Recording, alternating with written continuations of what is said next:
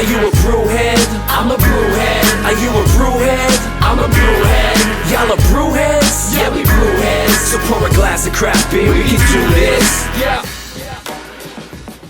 What's good, y'all? This is C-Certified Brewhead. And I'm Tiffany, Liquid Enthusiast. And welcome to episode 3 of The Business of Beer here on BAOS. Tiff, first time on The Business of Beer? Yeah, kind of. We'll talk about it a little bit. Yeah. Well, it is technically not really. You're right. Because we've done some Business of Beer episodes. And now it's just and formal. I feel like our episode kind of kicked it off. But yeah, we could say in this formal series. Yes. Yes, it's our first time. Well, thank you for having me. Thank you for having you on your podcast, as we always joke. Thank you. You mentioned that as a good segue to what we wanted to just kick this off with, because the first 2 episodes, which I hope you checked out, was with Caitlin and Jamie of Town and Fine Balance for the first one. The second one was with Jeff and Andrew of Town and Fine Balance. So taproom managers versus like owners, founders, brewers. Well, different perspectives. Yeah. So that's how we kicked it off. And then this is the 3rd episode. We have a few others coming up, and typically we're pairing people together. So maybe just before, I want to just explain it, because those first 2, we kind of gave a brief intro, Nate and I, but we didn't really get to talk about it, at any sort of a length, the intention. So we did our first one on January 1st this year, 2024. I think it was how can craft breweries? Oh, it was actually just talking about the cost of craft beer or why so many craft beer breweries closing. Yeah, I can quickly find it too, actually. But the actual title. Because we just kept seeing in the news all the time them telling us about craft breweries closing. So we decided to take some time out and do some research and kind of share our perspective on the reasons, what the data is showing and all that. Yeah. So it's called, you're right, why are so many craft breweries closing? So we did that. Previously, we had done multiple, I'm going to pull this up too, actually, because we have a YouTube playlist now, which is the best thing. So the idea was, over the years, we've done multiple pieces of content, whether it's podcasts or videos or whatever, on the business of craft beer in all different ways. Our most viewed video was one of the first ones we did, which was called The Business of Selling Beer. And that was back in, 5 years ago. So it would have been 2018. And that's how, it's got 16,000 views, which is big for our channel. Yeah. And that one still to this day is getting a lot of traction. So we were like, okay, cool. And we did the Business of Marketing Craft Beer part 1, 2, and 3. Back also, it says 5 years ago. So this is pre-COVID. I thought it was during COVID. Fuck. Oh, yeah. 5 years ago, 4 years ago. Pre-COVID. Shit, that's crazy. Okay, wow, that's hilarious. So we did those 3. Received well, so we're like, okay, there's a pattern. Clearly. The most downloaded episode to this day is The Business of Marketing Craft Beer, still, which is amazing. Yes, and we realized, okay, people are interested in this, and we have a business. People don't know, we have a social media agency called High Season Co., which you can, if you want to check that out, at High Season Co. everywhere, particularly on YouTube and Instagram, are our main 2 things. But yeah, so we're just into it. Yeah. It's our jam. Yeah. And we look at beer with that. So with that perspective. So we had spoken, so Tiff and I did those ones. I'm looking through this playlist here that we have on YouTube, and there's a whole bunch of different. Even when we did Matt from Fiddlehead that's the first one. Day, that was originally one of the most interesting pods we ever did. It was pretty early. And we called it The Business of Beer. Yeah. Which is kind of a good way to kick off the playlist. And I was just ooh, I love this stuff, because he was starting getting into which I like, operations and really back end stuff and finance. And I just thought that was really interesting. Because of course, just listening to business owners talk is just interesting to me in general. So I feel like that was a cool merge of the 2 worlds for it to not just be, which I think also just as the podcast evolved became a little bit more industry. So that you get both. So it's if you're a craft beer enthusiast that also cares about the behind the scenes, you could do that. Or it's if you're actually in the industry, then you should hopefully get good gems from this. Yes. Yeah. That's a great point. Exactly right. So it did start with that. And then last year, so 2023, we did a couple episodes. I know we did one with Jeff from Town, which I think I added here. I did. We did Jeff from Town on there. We did one, How Not to Start a Damn Brew with Kelly Meyer, which one that got a ton of, I got more messages about that episode, I think, to this day, nothing even came close. Yeah. And that episode specifically sparked the idea that the people actually care about this, and I got talking. That was 8 months ago, so that would have been October-ish maybe, 2023. And then in January this year, the end of last year, I actually did the Link Up. We did a live presentation about Link Up, which we called the Ethics and Economics of Diversity. in craft beer at the Ontario Craft Brewers Conference in Niagara Falls, which was sick. And then we did our one in January, which was really cool. We did an episode with Shahan De Silva of Lost Craft in High Park, where we talked about how can craft beer win. Troy from Badlands heard the episode. He actually heard the one with Kelly. He was the first person to text me about that one. Yeah. And he was answering the questions that we had or gave some feedback. And then when he heard our episode, he was like, yo, I want to get on and do an episode with you guys about this stuff. Yeah. So Troy was the first one we did in person, aside from you and me, like with a third party on the Adjunct series. First person to come to our house. To come to the house for that. To do the pod. And then basically after that one, I think that's when we got talking. We were going to call it Industry Talk, which was the name of a series that only really had one video on BAOS that we started back in. Yes, I remember. Yeah. With Four Origins. Yeah.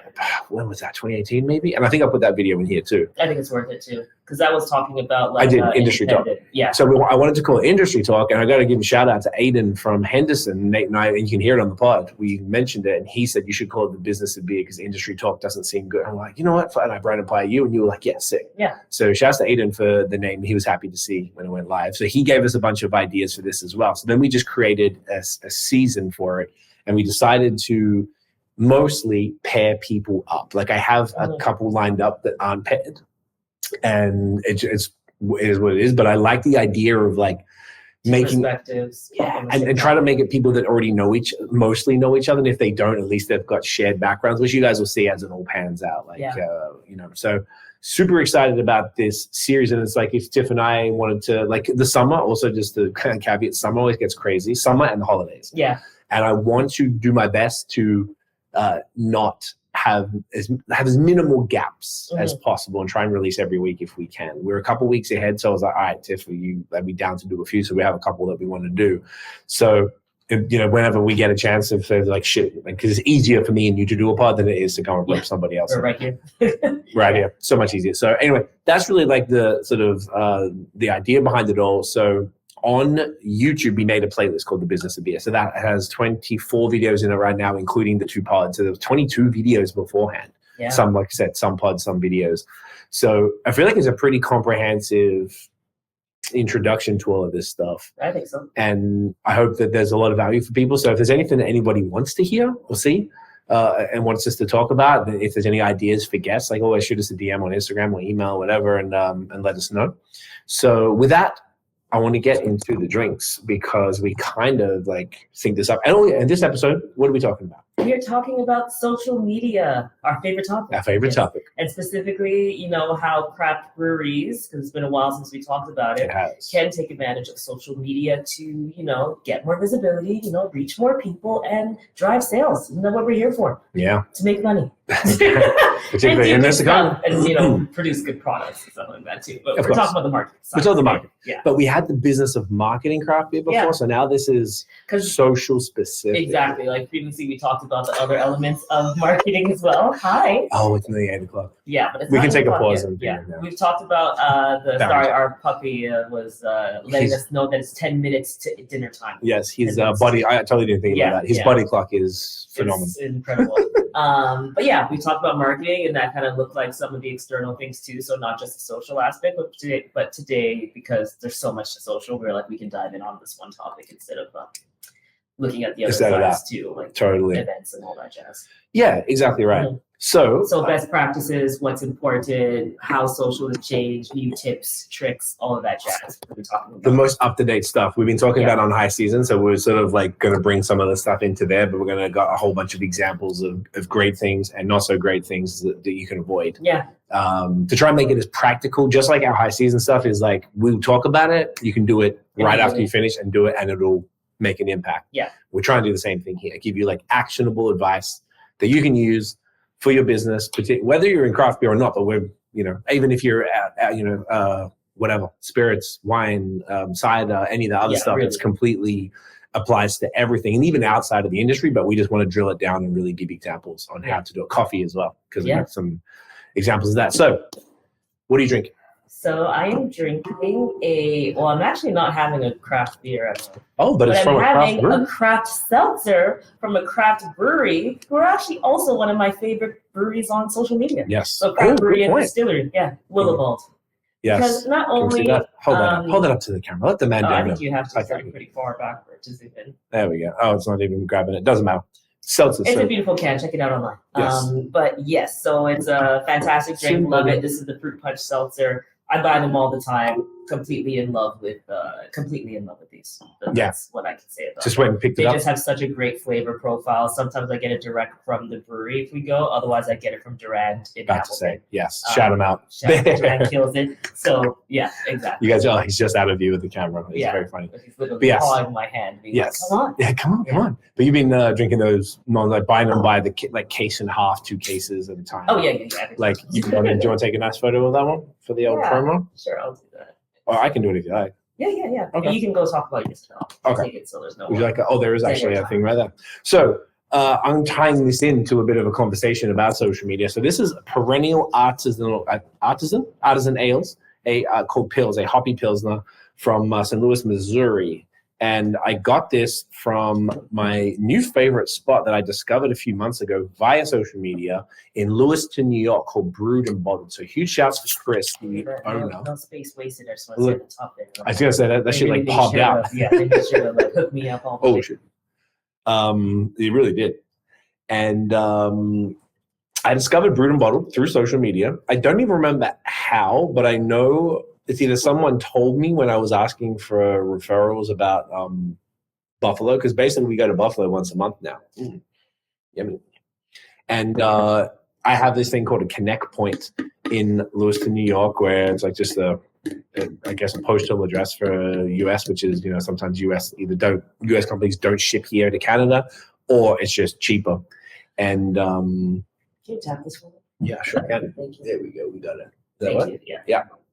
And so it's literally on the same street where I go. So like I go grab my stuff, pull up to Brewed and Bottled, and you want me to like hold it and take a photo? Or you put it there with use that girthy gather. Yeah. glassware. Actually, I'll put it here and you can Yeah? Yeah. Okay, hold on right there. Yeah, you can leave that in Yeah, the you can foreground there. Leave it there. And it's so cool because now I discovered the place. We met actually like 2 weeks ago, finally in person, even though we've been speaking for a while, and formed a great relationship once again via DMs on Instagram. And thank you. Hold it. Are we done? No, we're done. Okay, I'm going to take the selfie because I actually haven't had this beer. I was trying to avoid it, but I was like, so I didn't have to do this. But I wanted to make sure I did something from, do you want to be in it? Yeah. I wanted to make sure I did something from Brewed and Bottled since I wanted to talk about them and the importance of social and what that actually did. Okay, ready? We'll hold that wheelboard up. Yeah. Okay, beautiful. As you Cheers take, to you. yes, cheers indeed. Get that in you. Get that in you, guys. Ooh. Always wonderful. Oh, delicious.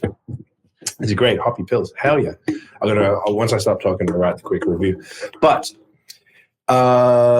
yeah, so Chris was putting things aside for me already before I'd even met him. Like, they got a shipment of Trillium, and he's like, "Yeah, do you want me to put some stuff aside because they're going quick?" I'm like, "Yeah, I'll be there Friday. Can you put this?"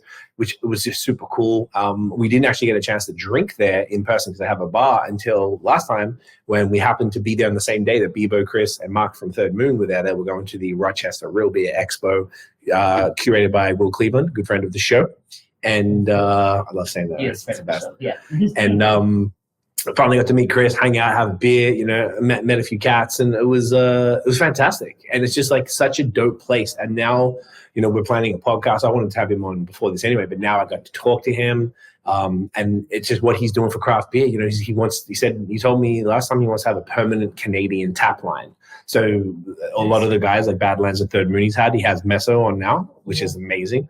So he's, getting the best of the best from Canada and making sure that the people in Western New York have a place to tap at. It's all fresh. It's all fresh. They've got a great distributor from my other favorite place, which is One Stop Brew Shop in Rochester. Okay. They've got an import company, so they've been bringing stuff in. That's so dope, man. I love this whole thing. I really love that we're so close there. And we go once a month, which is awesome, and just visit some breweries, learn about the scene, and build some relationships out there, which has been just really cool. And it all started from social media. Yeah. Look at that. Right? Isn't that beautiful? So that was really the first thing there. We wanted to sort of segue off that, and maybe you can talk about that real quick while I write this review, or just take some notes down. Yeah.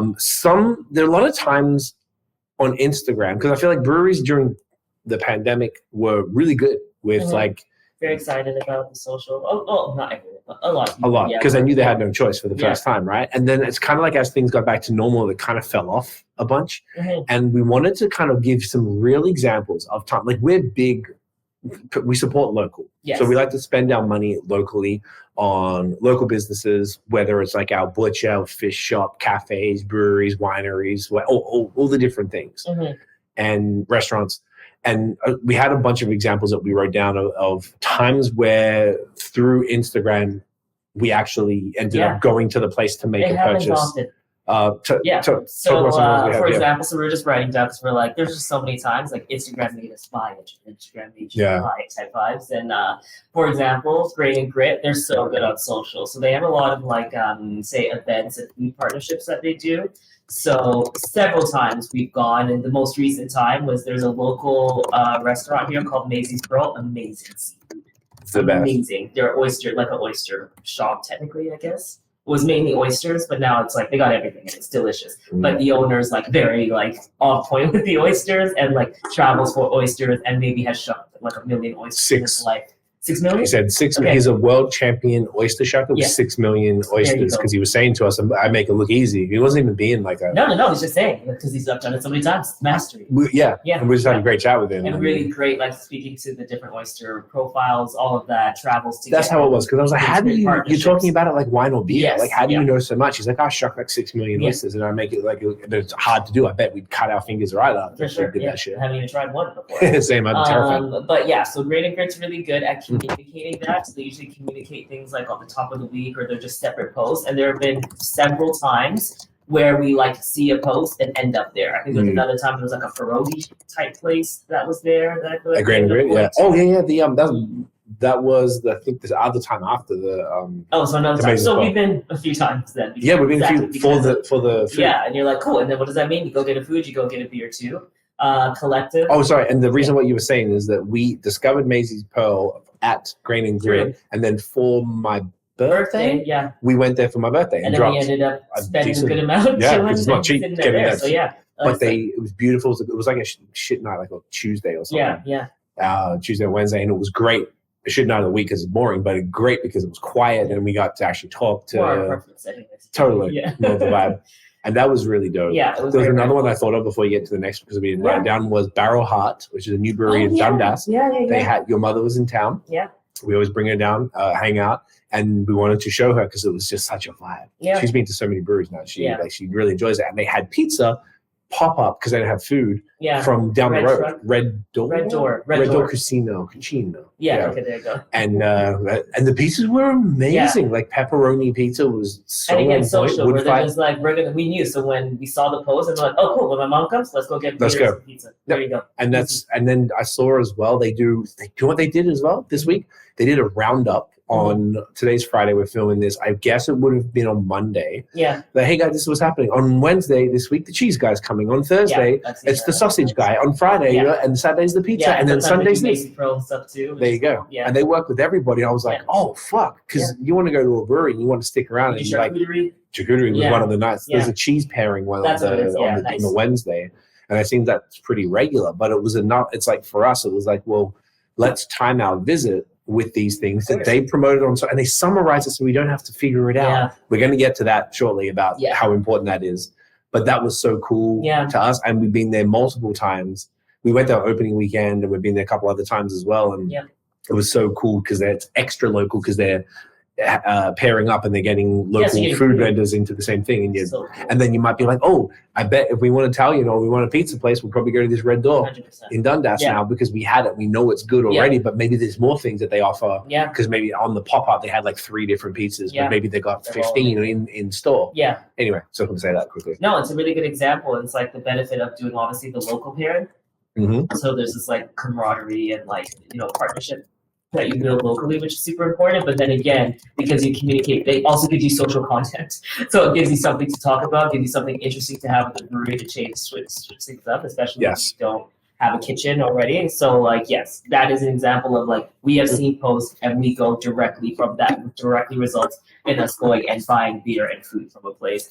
Heartbreak Chef at Collective. Yes. Jamaican chef, great food. So Collective had Heartbreak Chef on property in Hamilton here, on site in Hamilton. And of course, because we see that, we're like, cool. We know we can go. If you want to just eat, could be like, I think the time we went was like a Sunday afternoon. Mm-hmm. And we were just like, the first time we didn't eat, and I think we had just had brunch before. But we're like, I wish we knew. We didn't even realize. But then we started seeing like, oh, cool, this is a partnership, and there was going to be on the weekends. So when we saw any of the posts come up, even technically before that, we went to a PR event, and I was like, ooh, what's Heartbreak Chef? And that actually made me more even interested because it was like all those. It was the Collective event. He did. Yeah. But either way, again, that partnership brings us out. Bring my mom, bring my cousin, all of us hanging out, eating that stuff, eating his food too, and then having Collective beers, of course. And they've got a restaurant in Toronto that we've on our list to get to because the food was so good. But I think one time we went and we split a bunch. We're like, let's remember. Yeah, that's what we did with my mom and dad. Yeah. And at least we got to sort of try it. So we're like, all right, because I think we weren't like fully hungry again or whatever, but we wanted to just try it. So we got a couple small things to split, and it was like, oh, this is great. Yeah. And then Collective Arts, another example, they had their warehouse sale. And I'm very big on the NA drinks, so the NA sparklings we are. So like I got the sparkling waters and things like that for all the off days too. Love that. Saw that post, went out, left with $9 cases. As in like 2 trips on the dolly. From one social post that you were like, hey, I saw that they have like this warehouse sale, and then we went and checked it out. Because we thought, let's just go. We didn't know what it was going to be like, but the price was like $30 a case. And stuff that's like $3 a can. And we're like, yeah. Again, social posts resulting. Social posts. And then again, one time Town posted about the pump house, and as soon as we saw it, we're just like, oh, we need to go to this place by the water with this vibe. Like, we need to be in on this. And of course, so we go there, we hang out. I ended up seeing Jeff, which was awesome. Yeah. But like, Jeff. And we met Caitlin as well, who just went on maternity leave today. Oh, cute. Yeah, right. She was on the pod that's from before. Yeah. So that was cool. Yes, that's another example of Instagram. All of these are Instagram posts that directly result in revenue for the brewery, and it's just because they made sure to promote what they were doing and talk about what they're doing. Oh, so you never. I know. Funky, huh? Yeah. So my thought here is that we feed Barrington, and then we get into why it's so important to have your shit together on social media. That is perfect. Beautiful. We'll be back. You guys won't even. Alrighty, Barrington is fed. And having his dessert, and we are back. He's back. So he is back. We are back. You're right. Yeah. So what we wanted to kick this other part off was sort of why it's still important in 2024 to have your shit together on social. It's something that, like we were saying before, like it kind of just it feels like went by the wayside a bit for a lot of businesses, and not even just picking on breweries here. Like we have a lot of problems with anything that we do. I feel like we go straight to social before we even go. I feel like there's times when I think I'm saying, hey, look this up, and you go to Instagram and you look it up. You won't even go to Google. Always, I go to Google, but then you're always Instagram, which is smart. I want to see everything all in one shot. And do you know why I don't? Yes, you're right. Yeah. I don't, because I'm let down 7 times out of 10. Fair. I'm like, I can get the information I want on Google that is probably closer to what I need to know on Instagram, because businesses are unfortunately fucking terrible at doing this. And it's so simple, bro. And it's probably the best way that a business can win is just have everything where it needs to fucking be on Instagram. Yeah. It's really not that hard, but I feel like breweries get caught up in their own little world, head down, doing their thing, and they don't think about anything outside of doing those basic things that Which they can happen, do. Of course, when you're like running your business, it's hard to do the business part and the marketing part too. But it's like you definitely, obviously, as you're creating the product, need to be prepared and ready to promote it as well. And it's like a very much a disservice to not take advantage and be in front of where your audience is. So everyone is spending a lot of time online. We are spending more time than ever collectively on social media, and that doesn't seem like it's slowing down in any capacity. We also, I know for high season, we did something with HubSpot. We were reading this report, and I don't remember the percentage right now, but it was that a significant percentage of people, especially Gen Z and millennials and younger millennials, go to Instagram and go to social in general to search for something before they even consider thinking about going to Google or a website. And we're seeing this very significant rise in social search.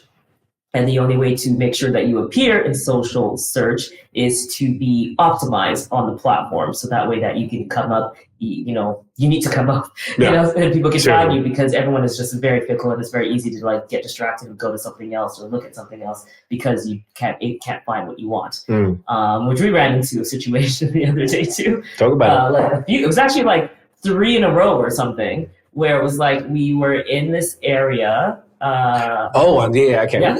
We could probably give examples without. Yeah, I don't want to shit on anybody. I don't want to shit on anyone, but we're in this area, and like we were like, okay, cool. Like let's just do like a local restaurant that has drinks somewhere in this area. Like let's just look for some places that have it. So of course, what do? You want to see like a menu. You want to see if they're open. Yeah, right. Yeah. That's important because it's like, unfortunately, it's like you need two verifiers a lot of the time now, where it's like often people don't put their hours on their website, so you're relying on Google, and then the most reliable source I feel is like the Instagram bio or a pinned post. So in the bio, when it's like open every day from 9 a.m. to 4 p.m. for a cafe, for example, or just a brewery that lets you know like, yeah, Monday to Wednesday we're here, Saturday open late, like that vibe. Just so you know and you feel good that you're like, okay, if it's 8 p.m. and you say open late, likely at least means like 10, 11, I'm good, Yes. People don't often either update their Google profile as well. So it's hard you need 2 verifiers. But basically we were trying to find out the first place we're like, are they even open? We can't tell because they didn't have the information on the website. And then Instagram didn't say it. And then we ended up walking up to it because the place was small enough that we could just walk up. Then we saw their tables up and we're like, okay, so they're not open. Then went to the second place and we're like, okay, before we go in, let's try to look at their menu. Went and they didn't have their menu. I think we realized after what they had done was only make them stories, but it wasn't clear because it just said cocktails. It had the words, but it didn't say what it was. Menu or something. Yeah, because we wanted to make sure we're a bit picky, obviously. Yeah, so we wanted to look at the list and make sure that we're making a good decision before we go. And we didn't want to risk it. Eventually, I think we realized that in the end, because we were really searching hard, that was their updated menu in the stories only, because it was because we're like, 3 days ago, so that must be the most current. Highlights. But not in the highlights. Instagram highlights, yeah. But they didn't have anything on their feed or anything to let you know about where to go, what type of drinks they serve, none of that stuff. So it was again, a hunting game. Didn't end up going there. And then the third place that we wanted to go, we also wanted to see if they had craft beer. Oh, in the same place, yeah. In the same town? Yeah, it was the one by the water. I thought that's what you were talking about. Okay, no, there was the second place beside the first place. And that one was just completely closed. And then they did not provide, there wasn't information on what type of, if they had drinks at all, anywhere. So then we're just like, okay, let's bail, because we need to go again and walk down by the water, talk to them, and be like, hey, you got craft beer? What's your list? Oh, okay, no. Good no? Okay. So awkward. It's exactly. So we just ended up going somewhere else. But then, I will say there was a brewery and it said they were closed on Sundays on Google, but it didn't say what they had on social, so we weren't sure. And we DM'd them, but they got back so quick to let us know that they were in fact closed on Sundays, which I appreciate and love so much. And then followed up later to say, but we are going to be opening on Sundays starting July, kicking off in July, which I just loved. And I was like, oh my gosh, thank you for getting back so quickly. And that for sure cemented then as we're going to make sure that we come back to this place. We also have a fire beer list in general too. So and we decided to drive down there. Once again, we're being vague because we just don't want to pick on anybody and say where, but this place was 30 minutes from where we were in a little town that we hadn't really been to before. And we let's just check in case they didn't get back to you because we didn't know if they would, but they did, and they were very proactive on social on the DMs because it felt weird that they were closed on the Sunday. And you don't know where it's going to go. Yeah, I have no idea. Sunday? Especially on the Sunday. Yeah. So we're like, you know what? Worst case, let's find this place. And we went to the downtown area of this little town, and we were like, oh, this is fucking nice. We would come back here. So you found another brewery in another town that we're like, I'd heard of it before, and we're like, let's just roll the dice. And as we were heading to that, doing like a U-turn or whatever, you saw, look at that place. Yeah, we're just like, that was And we cool. looked it up, and we're like, oh, this is fire. And their social was so important because it had the food, you could see everything, you had the drinks. They had Willowbald. Had Willowbald on deck and on the umbrellas and stuff. Yeah, so we're like, and Dylan's as well. So we're like, oh, okay, Craft Spirit. Fat Rabbit. Fat Rabbit and St. Catherine's. Fire. Yeah. So well, maybe we should shout out the beer bar because it's actually not a bad thing. Oh, so the beer bar was amazing. It's called Trust Beer Bar in St. Catherine's. I heard and they incredible let us things. know. They were great. Yes. Yeah. So we decided they actually had on Google and on their social that they were shut. Yeah. But it didn't make sense to us. No, not on social. Wasn't it only on Google? On Google. Yeah. So, and they had an older post, but I wasn't sure if the older post was still relevant. So, but look how quickly they got back immediately. So, yeah. Gotcha. Yeah. So then, yeah, you're right. Yeah. And normally, like, businesses like that aren't closed Sundays. They close Mondays or Tuesdays. Yeah. So we're like, oh, maybe so winter. Maybe I feel like, maybe if they haven't adjusted it on Google, because I know that's like not everyone does that. We actually underestimated them. Their accuracy. We did. And their That's accuracy, because we're so used to everything not being right a lot of the time.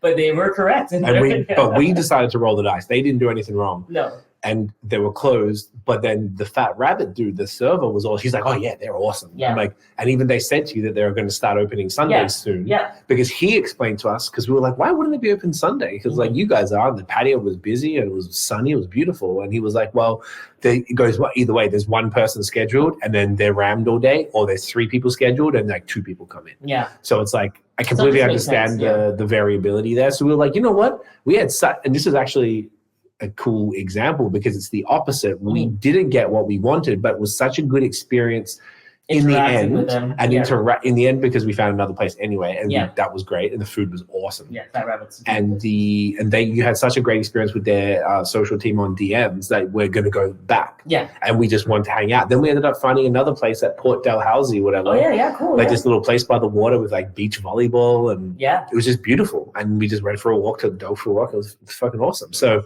all that day ended up being fire, but the first part, like it just showed that was the most the best example. Like social and web. There was technically endeavors. 4, I guess, to look into it. Yeah. But the 4th would have been the Trust Beer Bar, but then that worked out well. But that was kind of annoying. Yeah, so I even think it'd be a good time to talk about the best practices around like just setting yourself up online for search, but also like just setting up your bio. So we're going to speak to Instagram specifically, but this goes for all platforms, and maybe we can even talk about platforms later too, in terms of like knowing what makes the most sense perhaps on, or when you're considering what platforms to be on. But when it comes to a platform like Instagram or any of your platforms, definitely recommend here when we think about like, okay, when a potential consumer is going to come, what are the things they're going to look for? They're going to want to know what the products are and how to purchase them, and they're going to want to know how they can get them. Yeah. And when where they visit and where. And how to contact you. So that means like what's so great about Instagram, they've really optimized for businesses. So that's why there's like a business account. You can have a business account. You can also pay to get verification. So you have access to a bunch of other things too to help you out. But when you're thinking about your bio, it's like you speak to whatever your ethos is, whatever your tagline is, all of that should be in your bio. But in addition to that, you should consider having a place that makes it easy for people to see when you're open. So, sometimes we see this where it's just like M to F this time, and then / and then Saturday and Sunday this time. Or it's a pinned highlight that's just like hours, because that's something else you could do. I think it is even easier when you have it in your bio. But that in the bio, or as text, unless there's other things, or a pinned post. A pinned post, no matter what. Yeah, with a graphic explaining everything, and then filled out all of the contact details, email, phone number, address. There's an address multiple portion. Locations. So if you have multiple locations, that's important too. Yeah, totally. And they've got the new business verification where if you do that, there's certain levels where you can have up to 3 locations, 5. I think the next one was 7 or something, or 8. Yeah. That is so key. And it's the most incredibly frustrating thing that we've found. I would say out of all of those things, just the hours, bro. Like, let us know the hours, be up to date. So what I love is all the cafes, I'll shout them out here in Hamilton that do it well. Durand, Finn, and One for All, the main ones that we would go to. Those 3 are our faves. There's a bunch of other great ones too, but those are the main ones we go to. And they always have a a pin post to be like Labor Day weekend, or what was the one that just Whatever the hours May are. 2-4 Yeah. open blah blah blah this time. So like, oh, close then blah blah blah. I'm like, sick, perfect, thank you. Yeah. So then we work around it. Me and Nate were supposed to meet in Christmas at Christmas time, and we didn't check that, and we pulled up and Duran was closed. Mm-hmm. So it was like you didn't check. because I didn't check. So Yeah. we were like, God damn it. Yeah. Worked out okay. But yeah, that was I love when they've got the hours, because the Yes. hours are the most. We have messed up so many times by going to cafes. Is the Finn and One for All here are closed like Monday to Wednesday type thing. Yeah. And we always forget. Yeah. Yeah. I feel like we've been That's to just both our of them like fault. 3 times. That's not their our fault. Yeah. But it's just show every time we do it, why don't we check the social just to double check? Yeah. But like doing that really well is so Yeah. important. Another one that does it well is Bellwoods. They do it great. So I was gonna say, like, I think if you're listening and you're like, okay, what could this look like? I think Bellwoods is a really good example. As far as So- craft beer, it's probably in gold craft beer, standard. so I'm gonna maybe. keep craft. Yeah, I'm gonna mostly keep it in craft beer. Tap's pretty references when I exceptional think about too. it. Yeah. So Bellwoods, when you go, and this is something that we tell all our clients too, or anyone we advise, we give a lot of free content out on our high season. We even have like checklists and all that stuff to like make sure your profile is set up. But Bellwoods, for example, have their locations pinned. So you can actually, if you go to their profile right now at the time of listening, so it could change. But they have like the Bellwoods, Keelan Lawrence location, and you can get to like see it. So they made a cool reel of it, and then they have the Ossington and Argyle location. But then these are 2 reels that they have. Beautiful, looks really cool. I've seen people be like, "Oh my gosh, it's convinced me that I gotta really check this out." But it doesn't even need to be like that. You could just have, if we were to recommend, if we had a brewery page that we were managing, we would have one post that's pinned that's dedicated to showcasing the location and the hours. Yeah. And then we would have another post that's pinned that's dedicated to the products that are available right now. And then if we had a kitchen, I would still keep it in the same pin post. So one pin post would be all about like locations, hours, food, time, like all of that, all of those things connected to just one carousel post would probably be the easiest for that. Just so people immediately when they land, they're like, okay, cool, here's where I can look to get that information. And then another pin post that would talk about the products that are going on that week or specials in the kitchen, things like that. So these are like, and that's like your rotating pin. And then the third one could be like your best piece of content that really just showcases that if someone was to come and make a decision, those pin posts are really helpful for that reason. And they've even got, you're so right. And I'm just even looking at this here. I'm like, this is some of the best pinned posts. So their highlights, the best highlights I've seen their highlights ever. are fantastic. Like LCBO, the first one, like you said, and it tells you all the different beers that are available in the LCBO and an explainer on each one. The where to buy as far as how to get it, like online and shipping and blah, blah, blah. And then the hours is the most important one. And it's just right there. Yeah, they have a really great, she just left the head of marketing there, so I'm not surprised. This is Cameron was awesome. And the team seems great too. Like we haven't met them, but they're on point. It's just so you can't fuck up. Like I go here, I'm like, oh, there's the 2 locations. Yeah, and if someone messes up, that's their fault then. You've done everything. They've done everything they can. I just feel, and I bet we're looking on the computer right now, but I bet if you went on the phone, because you can't see it, you can see, they'll have all of the phone number, they'll probably have an address, and they'll probably have the an email, like a contact email. Check here, but I would be surprised if they didn't. But in your settings on Instagram, you're able, and this information is important as well because it gives the algorithm like your location so that they know who to serve you to when you talk about explore pages and the recommended areas. So the surfaces where your content is most recommended.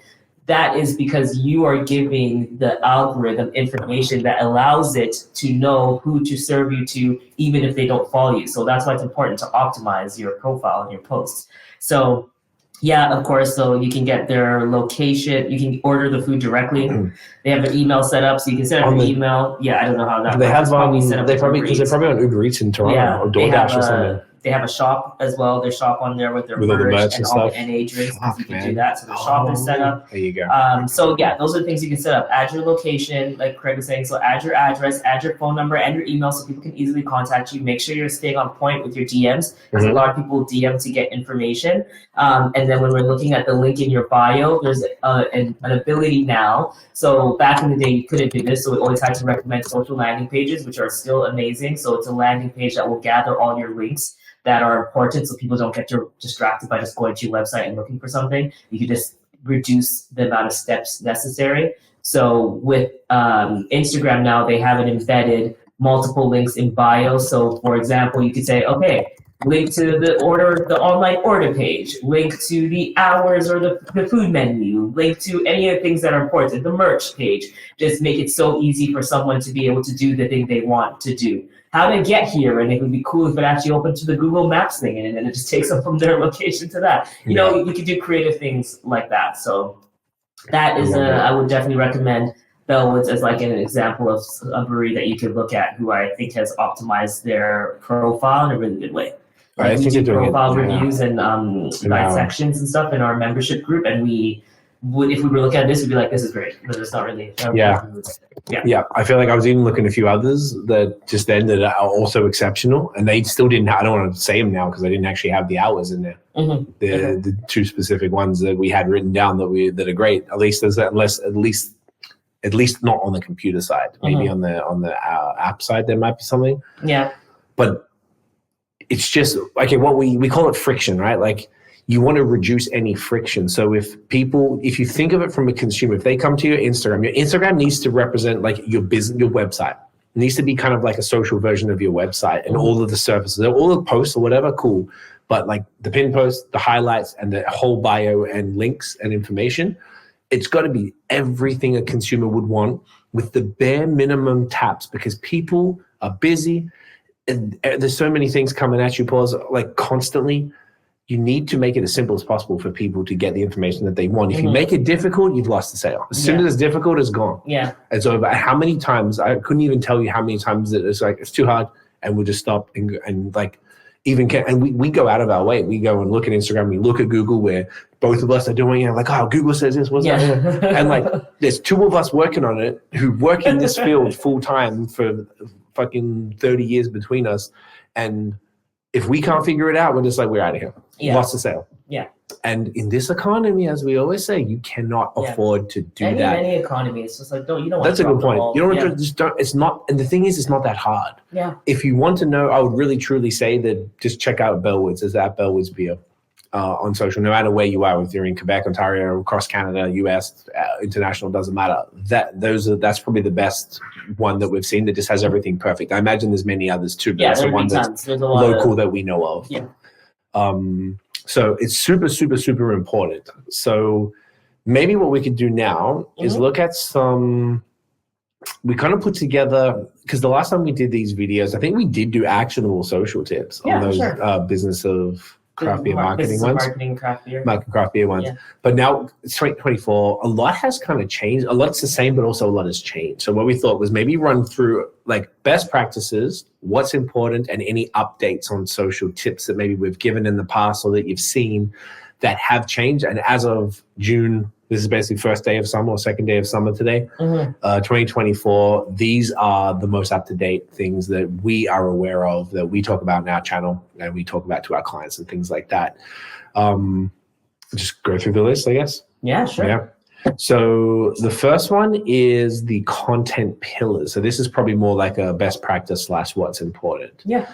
So really considering what's a content pillar? Tell people what it is first. So and when we're talking about this section, it's just like if you're ever stuck on what to post, it's likely because you haven't set up your content pillar. So if you're ever like, oh gosh, I don't know what to say, like what am I supposed to talk about? What am I supposed to do? Or it's been 20 days since I posted and I'm not being consistent, it's likely always going to, ladder back up to two things. One, not having a social media strategy, which is super important. And then two, not having your content pillars as part of that social media strategy. So when we're thinking, so your social media strategy, of course, it's like same as what you did with your business, really saying like, okay, when I'm looking at social, what do I want to get out of it? So what are my goals? And then what are the actions that I'm going to do to achieve those goals? And then when we look at your pillars, that's a key part of how you create content. So that we sometimes call them content categories too, but it really helps on the social side because you will create content pillars that represent the types of content you will share that ladders back up to your goals. So it's like every time you share a piece of content, it makes sense because it fuels something it fuels your overall goal. It serves an overall purpose for you. So these are categories in that it gives you basically gives you the topic or the bucket that you're going to create content in. So it's a style, right? You make IPAs, that's a style. A content pillar, and you make different IPAs. It's like a pillar is, a style, and you might make different things under that style, but the style doesn't change. So, for example, a content pillar could be team, like or even just products. The simplest one well, is the like simplest one, products. So Right. yeah, that's going to be so when we're saying like, okay, if I'm a brewery and I have 4 content pillars, I'm going to create 4 content pillars for my brewery. One is going to be products. So obviously, clearly, I'm selling something. I'm going to talk about it, right? Yep. The second one, it can be like the ethos or a local brewery angle. Like when I think about like Air, Love and Air. If I think about like there's some breweries that are like really tapped in local, and you feel like like these guys. I'd say like Town with Whitney. Town or Wicked with that. I'd say like very Barrel Heart, like because they're always Barrel Heart, very like Grain this and Grit. is a Dundas brewery, Grain and Grit. Yeah, you could feel like like we are about our local community. Yeah. So that could be community would be the pillar, or love local would be a pillar. Yep. And what that looks like is when you're thinking about, okay, if I have 4 pillars, one of them's product, one of them's community or local love, for example. The third one's going to be like, process or education. So really showing people like what it looks like to brew beer, for example, so they get excited, more interested in the ingredients. Another one, which we always say a lot for like restaurants, which always makes sense, is like ingredients. So it's like farm to table would be an example. So really showing people, okay, what does it look like when the beer, like what does it look like to get the beer to your table, for example? So what this does is if I say I have categories or pillars, my products pillar would be like, of course, the goal that's attached to this content pillar is sales, clearly. Local, if we were saying one of our pillar, and of course that's going to be pictures of the can, pictures pouring the beer, announcements. These are all the things that come under that content pillar. Then another one might be, like we said, local love or community. So like Town, for example, they just do everything with the community. You see it all the time. So like what that looks like in posts would be like, okay, who are the partnerships that we work with? Is it a run club? So that means I'm going to always have a post that comes up. If I'm posting about this at least 2 to 3 times a month, I'm going to talk about the run club that we're doing. I'm going to talk about the donations we made to organizations. I'm going to even just shout out restaurants that are local, that are nearby, or that our beer is in, because my pillar is to talk about the local love. And the goal with that is to get local pride, so people feel like they want to continue to support me because they know when they put money in my pocket, they're putting money in the community. So that's an example of, again, where you're looking at a pillar and it's laddering back up to your goal. And then another one could also just be like your team, for example. Like that's an example where it's like let people get to know you. We like education, so that's why we always say like, and I think that's interesting for customers because they also will see why things cost more. So you would see like there's a lot of brands who are like high quality, like say clothing. They're really telling you like, hey, this is made in this country. It's not like coming from somewhere else. These are the materials we're using. It's 100% cotton. All these things. That's getting you to understand the value, or getting the consumer to understand the value. So they're willing to put more money up because they know we buy and spend a lot of money on coffee because it's like single origin coffee, and then someone will show us that there is like a farm in Ethiopia where the woman getting the beans is getting paid fair and equitably, which makes us want to buy it. And then telling that story makes us feel really good and makes us want to further support that organization over something like a Starbucks. So that's, I just feel as a wrap. That's like what the content pillar is doing. And that's where you would do is like, these are the 4 things I could talk endlessly about. And this is what the purpose of each of these things would be. Yes. So if you are feeling like you don't know what to post or that your strategy isn't hidden, it's probably just because you're like missing the intention behind the post, and the content pillar is what will get you the intention behind your post.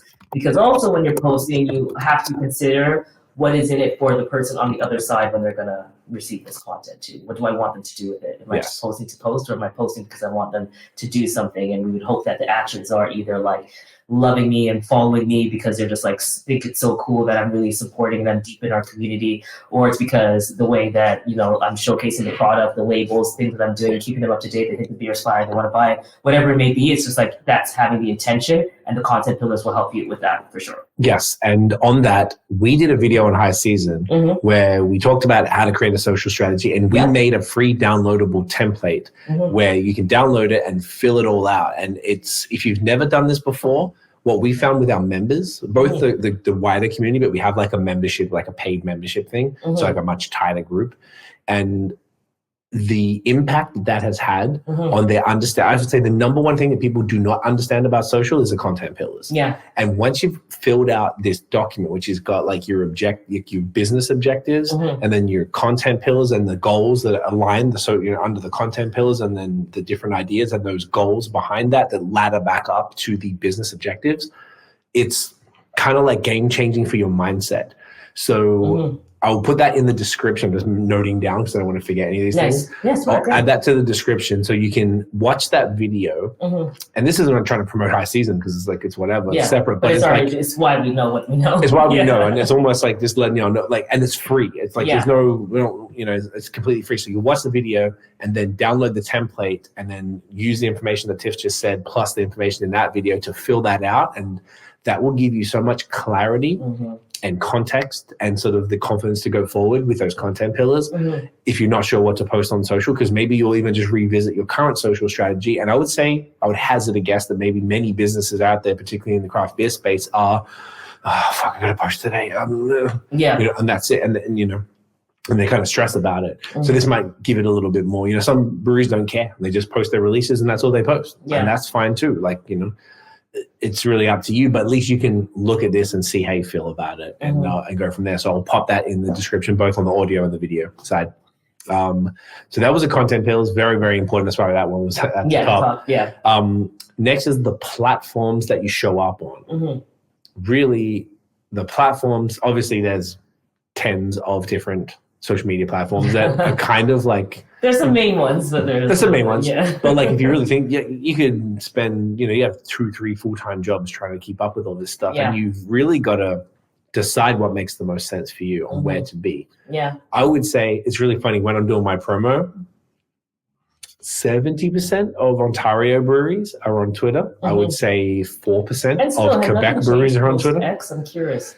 Oh, a lot of them have bailed. So they might have an account, but they haven't posted for 5 years. I feel like I tag them anyway. Also, it's not really meant for businesses anymore, but that was just an example. Yeah. So the idea, you don't have to be everywhere by any means. No. You need to be where your people are. Now, beer is a little easier than other industries, because the funniest thing always was the Quebec folks were always on Facebook. If you want to get Quebec, you better be on Facebook, or you're in a lot of trouble. Ontario is important, but I think Instagram is definitely much more important.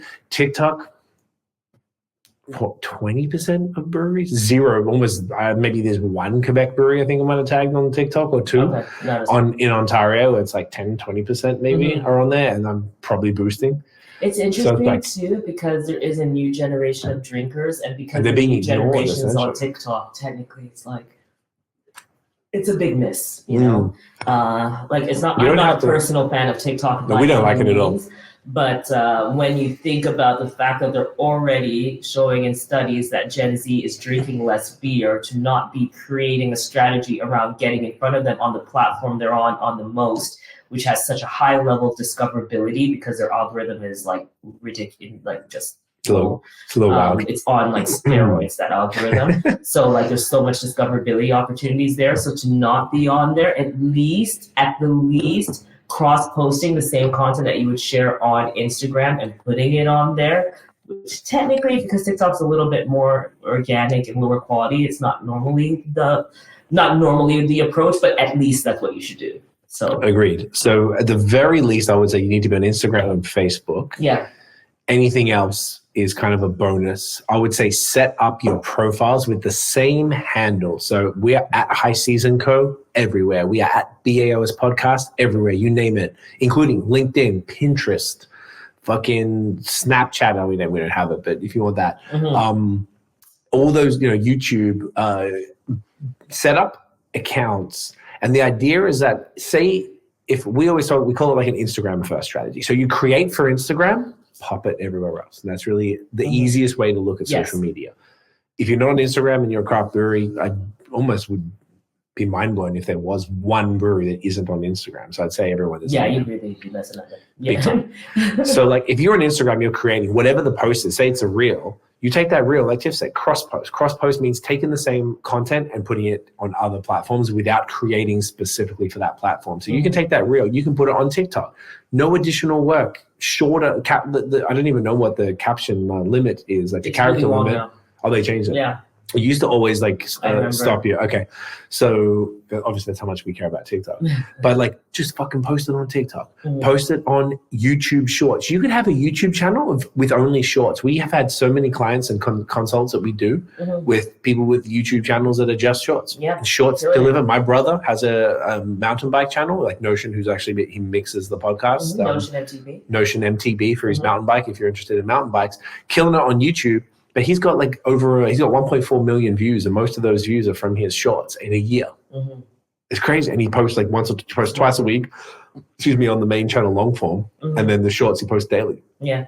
He's been the most consistent I've ever seen with anybody. It's crazy. And it's working. Yeah. So you could get 1 million fucking views just on shorts. Like it's insane. And he's creating those shorts from Instagram and reposting it. You can put the same vertical video on Pinterest if that tickles your pickle. You don't have to be on there. It's definitely a more female-focused platform. Yeah. But but it's great for travel. So travel too. If there are people looking for tips, types of breweries where it's like 5 places to drink in Ontario, 5, like that's kind of where Pinterest kind of comes into play. But there is definitely like an opportunity there. And that's why you would mention the audience. It's like where your audience is. And that's what I'm saying, because it depends like who you're aiming at and where they're at. Yeah. And exactly. And you've got like LinkedIn for the more professional. So like, some breweries might post more professional stuff, but you could also still post your normal Instagram stuff alongside some additional content. You can still, they have videos, so you can pop your videos on there. And LinkedIn, I also want to just touch on too, because it really depends on the type of brewery, because there are some breweries, or I think about like a GLB, who are very much like also like an industry brewery too. So it's like, they're heavily they'll be on panels, they have a podcast, like that is like, they show up really well there, and that's because they know that they have also like conferences. They're in their industry, so it's also something to consider. It's like if you want to also really tap into the craft beer industry, whether it be from a corporate perspective, whether it be with like vendors or potential sponsors and partners and collaborators at a higher level too, LinkedIn is always going to be the spot for anything professional. So I want to that's a really great point. And I think Troy's personal profile, who is like the head of marketing. Is that his title? I forgot. He told us the other night. We just had him on the pod last week. He's a big deal. Okay. Yeah. So he has a great LinkedIn presence too, and I think that's also awesome. Carmen at Bellwood, same thing. When she was at Bellwoods, but she had a great profile, which also it's like when you have employees and advocates who also work for you who are doing that, it also really works. She was cool because she was the social media. I think she was overall marketing manager, but she like would break down like social media posts and like A/B tests. And she did the same post on Instagram and TikTok, and then put all of the results. Go, this one performed better on this and this. It was fantastic. Yeah. So either way, you need to have the presence. You need to have the handle. So it's like highseasonco.com, but it's at highseasonco everywhere. You need to be able to say it that simply to somebody, right? So you need to have the same handle. You can't be like, well, it's highseason.co on X and then highseasonco, blah, blah, something else. Like it doesn't make any sense at all. So you have to have the same thing and just have that presence, have that the handles locked down and just post it anyway. We also did another video recently, which there's no need to link it or anything, but we had our Instagram account very temporarily disabled, and we didn't sweat it because we have a very substantial email list that we have proactively grown for the last few years, and we have presence on every other important social media platform for us where we know that our audience is at. So for craft beer, all the ones that we mentioned, it's definitely worth it because if you're creating for Instagram, pop it somewhere else. It's a bit of a safety blanket, whilst it's also potentially, you don't even have to spend much time as far as like growing it, but you need to have something there because all your different demos, like, the typically 40 plus are going to be on Facebook. Maybe that'll cross over. Millennials are going to be on Instagram along with the Gen Z, and the Gen Z are mostly going to be on TikTok. But now that's we know people that are clear, like, in their late 30s millennials who are more about. I get dudes sending me TikToks all the time on Instagram DMs. I fucking hate the it. demographic actually, everyone thinks it's only young kids. It used to be. That's TikTok why. Actually, what they has released changed, their right? Stats, it was like older millennials. There you go. Yeah. So that's us. So basically, like, you can't ignore them because that's where the people are. And like Tiff said, you don't want to ignore like the Gen Z who aren't already drinking a lot. And you want to, take care of, the older, maybe X and boomers are going to be more on Facebook, but they're probably still going to be on Instagram too. Yeah. Like, we have people we have a woman who's 71 years old in our member group, and she's on Instagram and learning about Instagram from us. It's super cool. That's awesome. So anyway, that's very important. Be on the platforms, have the presence, have the right hand, like the same handle, lock it down and cross post and sort of take care of your audience and nurture your audience across all of those different platforms, because you never know what can happen. And once again, in this economy, you can't afford to not be doing that. I was going to check the TikTok stat, but you can do it. Younger, but totally global as a whole. Different. Yeah. Yeah, I would. It's completely 25 to 34. So yeah, is the main one. Okay, cool. I'm not an older millennial. Sorry, I'm a mid millennial. Or not? Yeah, depends.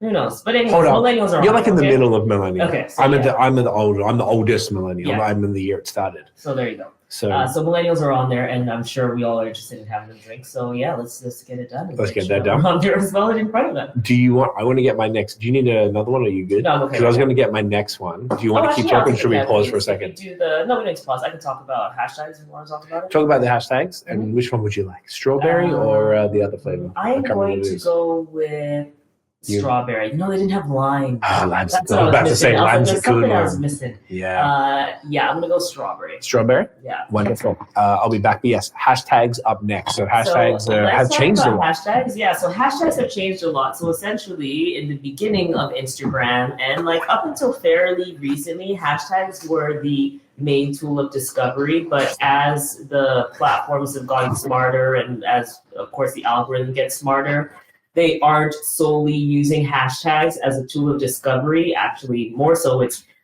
decreased in the level of importance that it has. So when we're thinking about hashtags now, it's still important information to give the algorithm so they know who to serve you to. But Meta has said not to go crazy with hashtags anymore like people were. So before we were always like max out at 30, thank you, because that was how you were going to get the reach, but that has changed. So when you're thinking about hashtags now, we can think about numbers under 10 and to have them in your caption. Yeah. So you'll be choosing hashtags that are very relevant. So when we're thinking about relevancy, we're thinking about location. So if I'm a craft brewery in Toronto, obviously that's like craft beer Toronto, Ontario craft beer. Ontario Toronto beer. Exactly. So, and then if it's something else that's like specific to the image or specific to the food, like if I had food in there, for example, because I have a kitchen, maybe hashtag Toronto foodies so that I'm showing up there as well. Because you don't want to just show up only in beer. We want to make sure that we're also getting people outside of beer too, who at least I'm hoping that we're trying to get people from outside of beer. Yeah, people can come just for the food. I know Counterpart has that. Counterpart people are like... they're really good with their Instagram too. Sorry, with their social. They're always posting all of the new food, the food items, the menu. They take pictures of the actual chalkboard menu every day. I feel like they push their food more than the beer. Okay. That's how serious it is. The food's great. The food is out of control. So, and Greg, shouts at Greg from Counterpart, he told us that people come just for the food. Didn't even know that they're a brewery. They just hear that their food's incredible. Yeah, and then you're like, oh, cool. Because the business partner's the chef. That's what it's like. It's two parts. So it's equal. So yes, definitely. So they could do Niagara foodies, things like that as an example too. Yeah, exactly. So in short, hashtags, make sure that they're hyper relevant and specific to your post, no more than 10, and keep them in your captions. And information from Instagram. Yeah. Specifically from Meta. And also try to limit the size of the hashtags to under about 100,000 uses. If you go too much more than that, your post there's no chance of it being found and or being found in the hashtag in any of the explore pages. Exactly. Hashtag page. Or if someone's cruising the hashtag or whatever, it's minimal chance. However, something to consider though is like if we're thinking about hashtags as more of speaking to the algorithm more than speaking to the consumer who uses the page, then it's fair to do something where like Toronto Foodies might be bigger, but it's not as big as like hashtag love or just hashtag food, right? Yeah. So at least in the end, it's still giving the algorithm the understanding of where you are based on other people who follow and interact with that hashtag and understanding who to serve it to. And then more important though, and that's why hashtags have decreased, as the algorithm has gotten smarter, they use other signals from your post to determine who to serve you to. So again, we're always thinking about like discovery. So you have these discovery surfaces where your app or recommended services where your account can show up when people don't follow you. So think about when you're in the post and just random posts come to your feed, it's not one you follow. Where back in the day it was only the explore page. When we think about the Reels feed, half the time, more than half the time, it's not people that you follow. If you start scrolling through a Reels feed, it's going to be things that the algorithm thinks that the consumer is interested in. Yes. So that's why SEO and optimizing for search is so important, and then even more so than your hashtags. So when we talk about SEO and when we're talking about giving the algorithm or the post information and optimizing your post, that's the hashtags, but it's also the keywords that are in your post. So using the words that you would like to be searched for or for that people could find you. So again, craft beer, Toronto, whatever, and whatever your keywords are, but craft beer obviously is an example of that. So like new craft beer menu, new beer menu, things like these, like those words are important. So not just the picture and like, what's up, this is up, what's up. Like trying to include the words that you want to be found in are very important. That's really about social search and across the board, as far as like, it's, if anyone's ever been familiar with like Google SEO, like search engine optimization, like, and what Tiff's talking about, it like now it used to just be the on your bio, the bold section, which is usually where you have your name. That was the main searchable surface. But now the whole thing, the bio, the post, the alt tags, and the audio, what the words you use in your audio, because obviously the software pulls that so it can make captions for you, right? So you need to make sure that all of those words, the things that Tiff were talking about, all the important words over and above hashtags. And I would argue that hashtags are the least important of all of these things. That you're saying the right things, that in the caption you're saying the words that people would search for. In your alt text, no one uses alt text under the advanced options. You can use alt text, and alt text is a thing that they used to use they do use on Google to describe an image or a video where the spiders or the Google crawlers couldn't read it. So if there's like a girl sitting under a tree reading a book, like exactly what that is, you describe your image. I would say 99.999% of people don't even do it, let alone know it exists. And that's for images, I want to say too, static images. Sorry, yes. The Reels version is topics. Topics, exactly. And then even then it's very limited things. So it's like, but they have beer. They have beer and alcoholic beverages from memory. So they have two different things you can tap on for beer. So use those things. Put the keywords that people are going to find, like a search for, in those different surfaces, particularly the bio, and then in the captions, craft beer, India Pale, New England India Pale Ale with Cryo Citra, all that shit. Like, put it in there and leverage those features. It's very important. It's so important. Yeah. And then when we're also thinking about ways to optimize a post, that's always adding your location. So making sure that your location of your brewery is already set up so that people can always tag you too, which is important because you love when they add their location. Then everyone can go to the location page, see who you are. How does one set that up? We probably have to link it Facebook. because it's through Facebook, but I don't know the exact steps anymore. As in, like, you can look it up. Do it through Facebook. It's through Facebook, and it appears on Instagram. Yeah, exactly. So it's like linked. So that's why your Facebook page should also be an owner of your Instagram page, Instagram profile. Through the business, Meta for Business. Account. So make sure that you have a business.facebook.com account. So it's a Meta business account operating through Meta Business Suite or Business Portfolio. They keep changing the names now. Yeah, now it's Business Portfolio. Fine. Whatever. Yeah, and then so I think we talked about like making sure you tag, making sure you're adding your location tags so people can find you. Location tags is also important because in Reels they even have a dedicated location tab. So if I am in a region and I just want to know about something, I can click the location tab and the only Reels from that area will come my way. So that's something to consider too. Or particularly for craft breweries who have brick and mortar and physically need people in that area to know what's up. So foot traffic, that's a great way to get foot traffic. So when we're talking about optimization, that's important. And then we want to talk about like post types that are super important. So again, at the time of recording, and it has been this way for at least 3 years at this point, Reels are the #1 format to publish content, to share content in. This is from Meta specifically. What I love, I will say, about Instagram and the head of Instagram and Meta in general is their transparency in terms of what they want the people on the platform to do is at the highest level that it's ever been. And they could not be clearer about the fact that they want you to post Reels. They only care about Reels. When you're making an ad, make it a Reels ad. Everything is about Reels. That's, of course, because they're competing against other short form platforms, specifically TikTok. But YouTube Shorts is kind of coming in there too, because they have billions of views a day when YouTube Shorts did not have that going on back in the day. No.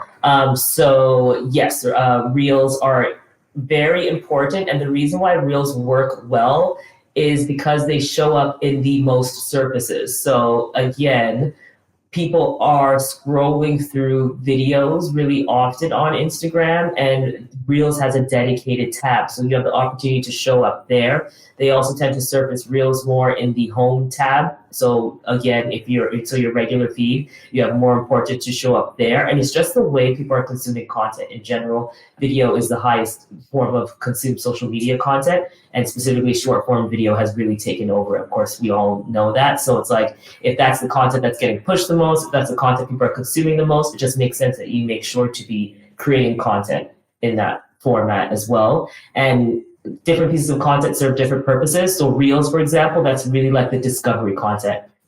Keep them under 90 seconds. That's another important thing, because when the reel is over 90 seconds, it won't show up in the discovery services. Yes. And if it's over 1 minute currently as of time of recording, you can't put it on shorts, because you can, but it'll cut off at 1 minute, which is wild annoying. Yeah. So even better, honestly, the shorter the better, period. Always. Yeah. So if you keep it way under 60, even better, which you can do when you just do like beer pour. So it's like, if you're going to take a photo of a beer pour, think about taking a video of the beer pour instead. And the photo can be for the cover. Exactly. And the photo would be used as a cover. Exactly that. So Reels is super important in terms of ensuring that you have discoverability. So definitely take advantage of that.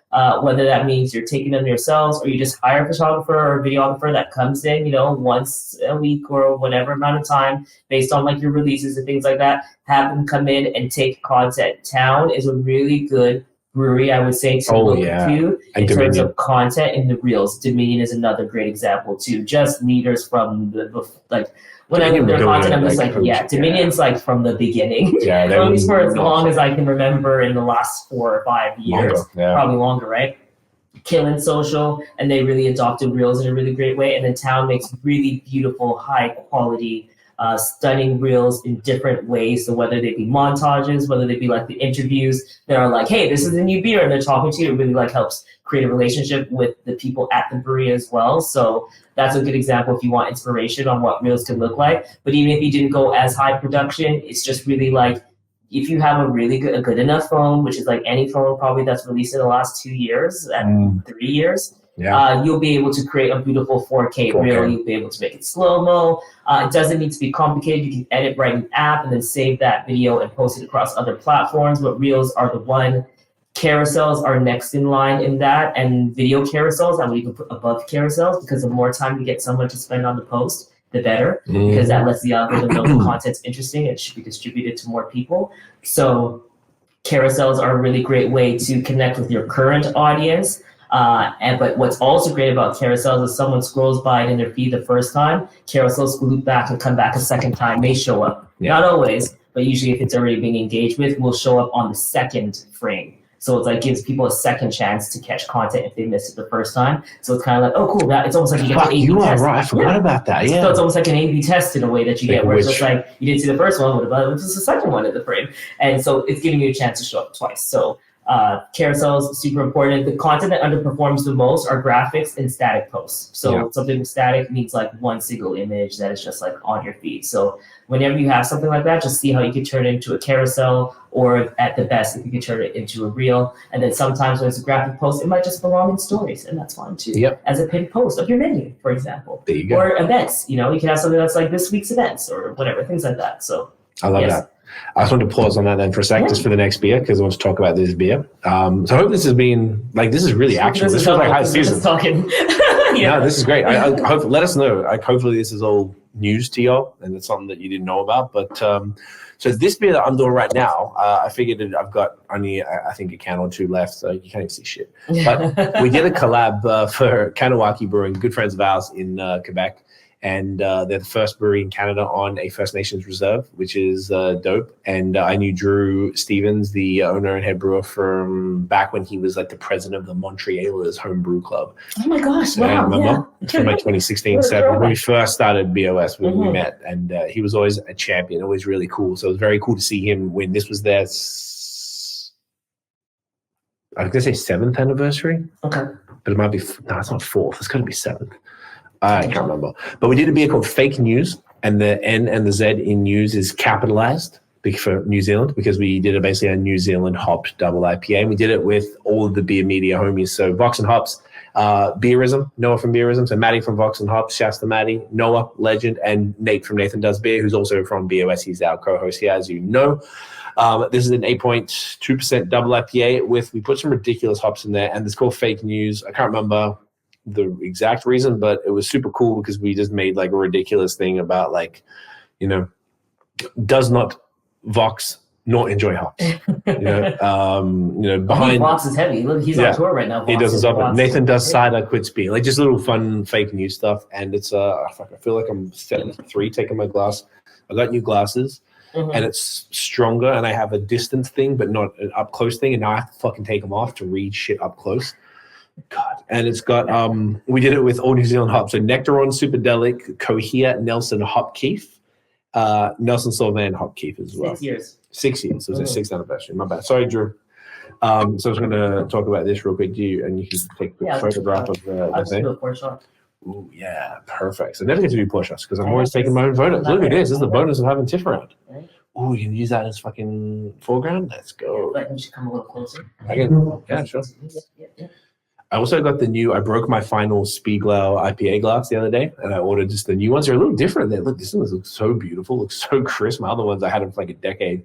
And they kind of like come out, they're like a little, like they come out at the bottom now. They're a bit different. Okay, go for it, yeah. So yeah, this double IPA at the time of recording is probably 2 months old, but double IPAs do hold up for a reasonable amount of time, even though if you listen to the pod, you'll know that I am what's known as I had it a little more, a date code princess, Paul. Yeah. But double IPAs, thanks to Bebo. Bebo really like from Third Moon. Like I told him when I saw him, we hung out with him. Like I think we said before at Brewed and Bottled, and he on the Third Moon pod, the last one, he mentioned that he wouldn't even look twice at their Bone Tree IPA if it was 2 months old. And I was like, all right, I'm gonna stop being a crazy person about this. And I've enjoyed it. Yeah, I feel like things are, and double IPAs as well. I feel like they definitely last. I had a 2-month-old one last night from Missouri as well, and it was great. And this one smells good. Cheers. It tastes awesome. You want to try it? Yeah, it's just super bright and fruity. The Cohere Nelson Hopkeef is the, if I'm not mistaken, it's the liquid shit. The stuff we were talking about today, actually. Yeah. So I want to have this beer tonight and just shout it out. So if it's still around, by the time this pod will come out in a couple of weeks, this has no business being this good after 2 months. Really happy with it. It's always fun to work. Drew's always down for anything. Drew is down for ridiculous shit, and I appreciate him a lot.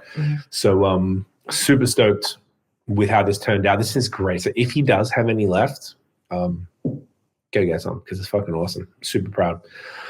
So that shout out to Uncle Drew. All right, next. So when you look at engagement, so engagement is the way that people interact with your posts. What are the most important engagement metrics or features? Engagement metrics for everything.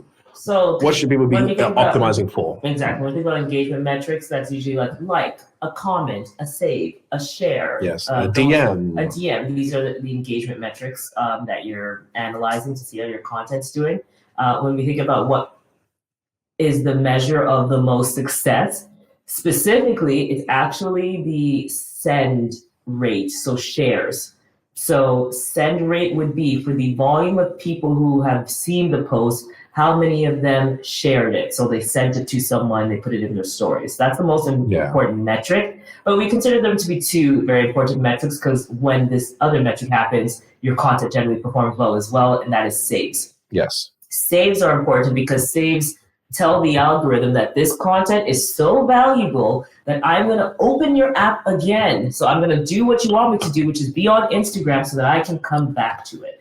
So, and then when we say shares and why sends and shares matter, that means because in the end, we're supposed to be a vehicle for the apps to have people stay on them. So if we are, one, encouraging people to save content and come back to the platform, like showcasing that intention, giving the algorithm that signal. And then secondly, if we are saying, oh, this content's so good, so the content I create is so good, people are sending it, that means not only is the person who sends it consuming the content, it's so good they're bringing other people onto the app to stay longer on the app, which is exactly what an app like Instagram wants. Yeah. The longer people stay on the app, the better for the platform. That's always going to be the most important consideration for them, right? That's what everyone reports on, daily active users. How many people are using the app on a daily basis, on a monthly basis, and how long are they staying on it? So if we are vehicles, because they don't help us at all. So I say how we're vehicles as businesses for the government and doing all this stuff to gather taxes for them. Yeah, you know what? Yeah, but in the end, they don't help us at all. A little bit, you get to write stuff off. So there's some bonuses maybe, but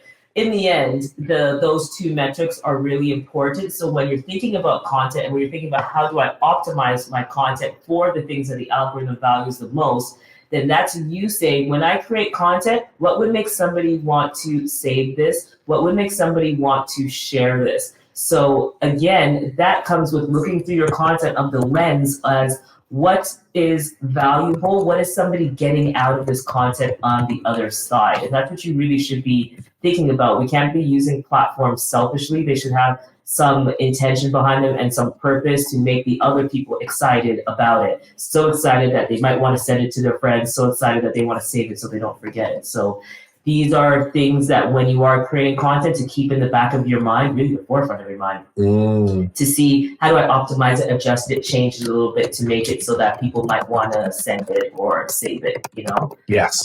So those are the two metrics that we would recommend. And also send rate is the metric that the head of Instagram has stated is their most valued metric in the algorithm. So. Yeah, think about it, right? Like we always talk about this on high season stuff, but I'm in a whole bunch of groups on Instagram, and then I've got single people who send me stuff. Mm-hmm. Like every single morning when I'm checking, I'm like, here we go. And it's 10 DMs. I do like it, but sometimes it is exhausting. But gotta catch up because you stay on top of it. That's why I stay on top of it. Behind. I'm terrible. Yeah. Anyone who's watching and when we said stuff, I take forever. Yeah. So you're just gonna be patient. I saw something I think it was yesterday where it was that is the equivalent of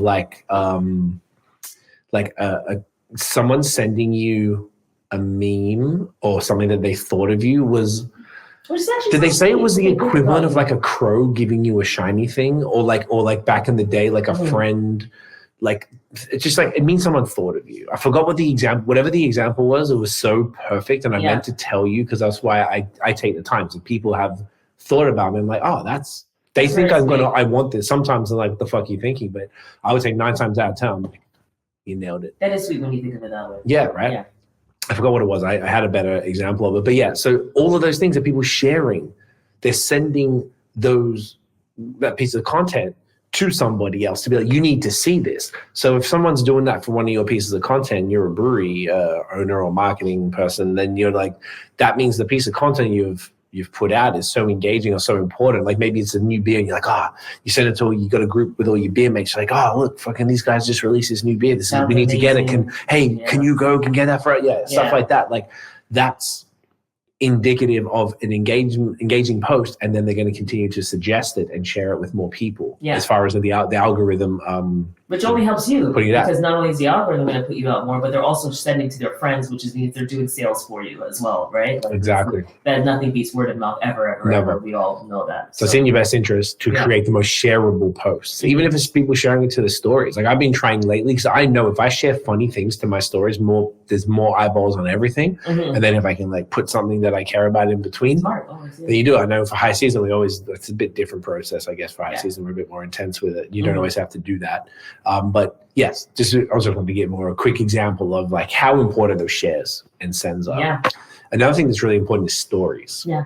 No, where did we see? Was it the Metricool study recently? Yeah, it keeps coming up, but stories are, so in the Metricool study, which is a social media platform, they do a study where they analyze a ton of posts, and they did speak to the significance of stories in terms of connecting. But you can also see it in the way that Instagram continues to optimize and create for stories. So we have like 78 stickers now. That's a little ridiculous.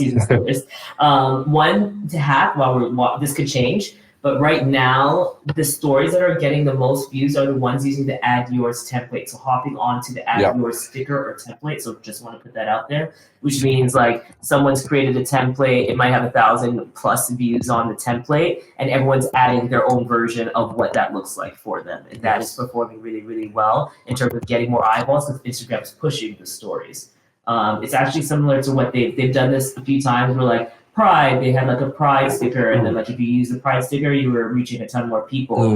They did it with small business, support small business during COVID, and that helped you. If you had a small business sticker on there, you'd reach a bunch more people too. So they do this often, and right now it's the Add Yours because they want people to use it. So stories is like a great way to just stay consistent on platform and make sure that you're continuously showing up while taking less pressure off the need to feel like you have to post all the time in feed. So you can just be consistent with your stories. There's always something happening. At your brewery. There's no question about it. And it's like such a good opportunity to stay in front of your audience by just showing them like setting up for the day. Easy. Like literally, it's endless. Because when you have brick and mortar, it's not like even us. Like we work from home. So it's just like making my tea, that's not interesting, you know? But like setting up like a set of beers, when you're cleaning the taps, it's on people why the tap lines need to be clean. When you are showing a beer being made, production, like, hey, what's brewing today? Exactly. The music you listen to when you're brewing, why you're brewing something that's kind of BrewHeads does all of this. Special. Yeah, BrewHeads is great. They probably do best at it, but they have partnerships that you're excited about. Who's coming in and doing something? What are you planning? All of these things. Those are all content pieces that can easily be an easy lift that goes into your stories at minimum to get people interested. And then what's even better is that sometimes those stories, especially take a series of stories, they can become a reel too. So now you've done something where you can create a second piece of content with the videos or the images that you've taken and make that something that's more discoverable for you in feed. And stories is just like, you can set up a tripod, you can get one for $20 on Amazon and put it in the corner while a brewer makes a beer for the entire day. And that is a sick hyperlapse reel or time lapse reel and a set of stories that you can make too. So even like, like all these types of grains are going in. What do you think the beer is if we're using this type of grain? You know, stuff like that. Yeah, you know? And even if you think about this, so all of those perfect examples, and then if on the Instagram side, I don't see the hot burps on this are fucking phenomenal. Oh, you make sure to take a photo of that too. Yeah. Thank you. I can do it for you if you like. If you put engaging stories, you do the things that Tiff suggested, you know, just like really cool, fun things that you can post about. If that encourages the user to tap on your profile on the top left corner there that take you to the profile, once they visit your profile, then they're like, oh, what's going on? They might want to, they see a fun story. They might want to be like, oh, what do they got? What's new? What's going on? Instagram will then share your story or serve your stories to that person now more often. I find as soon as you either look at the story regularly or go to the profile, it's going to serve it to you more. So it's in your best interest as well, once with all of this stuff, to create engaging stories, to make someone, let me see what they got going on. Maybe they like serve it. You know, lately, Tiff and I've been actually talking about a move streak, got the move goal, sitting down. Oh my gosh, I'm so behind on the move goal. Got to go for a walk right after this. We'll go behind. Okay, thank you. We're trying for anyone else who has an Apple Watch. I'm not so behind. I'm 80%, but still for the time, it's a bit still. Yeah, we'll go for a quick little stroll. What was the name? So Stories you being and I were served. talking about something. Oh, with stories. I feel like Instagram recently has been serving random people that we're following that maybe you forget that you followed from ages ago. You're like, who the fuck is this? Yeah. You go and check. And you're like, I don't care. And then which is great because you can unfollow. Yeah. Or you're like, oh shit, how's this person? Or how's this business or what's going on? Yeah. And you go and look at it. Then when you look at it, you're going to notice they're going to keep serving it to you. Mm-hmm. So if you post stories, you should be posting every single day. Absolutely no gaps really with stories, particularly as a craft brewery who are like, essentially operating for the most part 7 days a week. Mm-hmm. Then that's going to keep serving them to those people. So you want to stay in their faces every time that they're popping up. You want to make sure that the people are tapping on that and excited enough by the stories to then go to your profile. Mm-hmm. The next side of that is DMs, which is kind of part of that same study that we were referring to. We did a video on it. I want to keep promoting high season videos, but we did a video talking about. This is like a high season. It's a episode. High season. That's true. Video was featuring high season. That's true. So we did a video on this study. Yeah. They really looked at what's the most engaging post. I think it compared 2023 to 2022, and they analyzed like 9 million posts or something like that. And they found that DMs, and also once again, it comes back to the shares. Where do you share to? Stories or DM? They're the two. Or you could copy the link and text it to someone, but I don't know how. If they even really rate that. I do that all the time. Because there's a URL that's attached to it, so they'll be able to track it and know where it comes from. Gotcha. Yeah. Or they'll see when you hit copy link. Either way, and you can share to Twitter and other different platforms. There's a UTM. Just like if you copy from desktop, there's a UTM. Yeah. So which is the DMs come. Yes, exactly. And the DMs go into that as well. So if you can get somebody in the DMs, and I guess this is actually a nice segue to the one after this too, get someone into the DMs. Even if it's just they got a question for you or something like that. Now that you message that Trust Bar Instant Catherines, they're gonna. They're immediately coming up with my story. There you go. Too. Yeah. Immediately, because I also follow them because I was like, oh, you guys are fast, you good. Yeah, it's fast, and the list is great. Yeah. Everybody says incredible things. They've done collaborations, I think, with a bunch of incredible breweries as well. And I'm like, okay, that's that's super dope. Getting people into your DMs is really, really important as an overall thing to actually have these one-on-one conversations with people. So then you're developing a bit of a relationship with your clientele, and a lot of breweries, they say, you know what, back in the day, I'll say it like publicly too, like BAOS used to like front on everyone. They wouldn't even like your comment.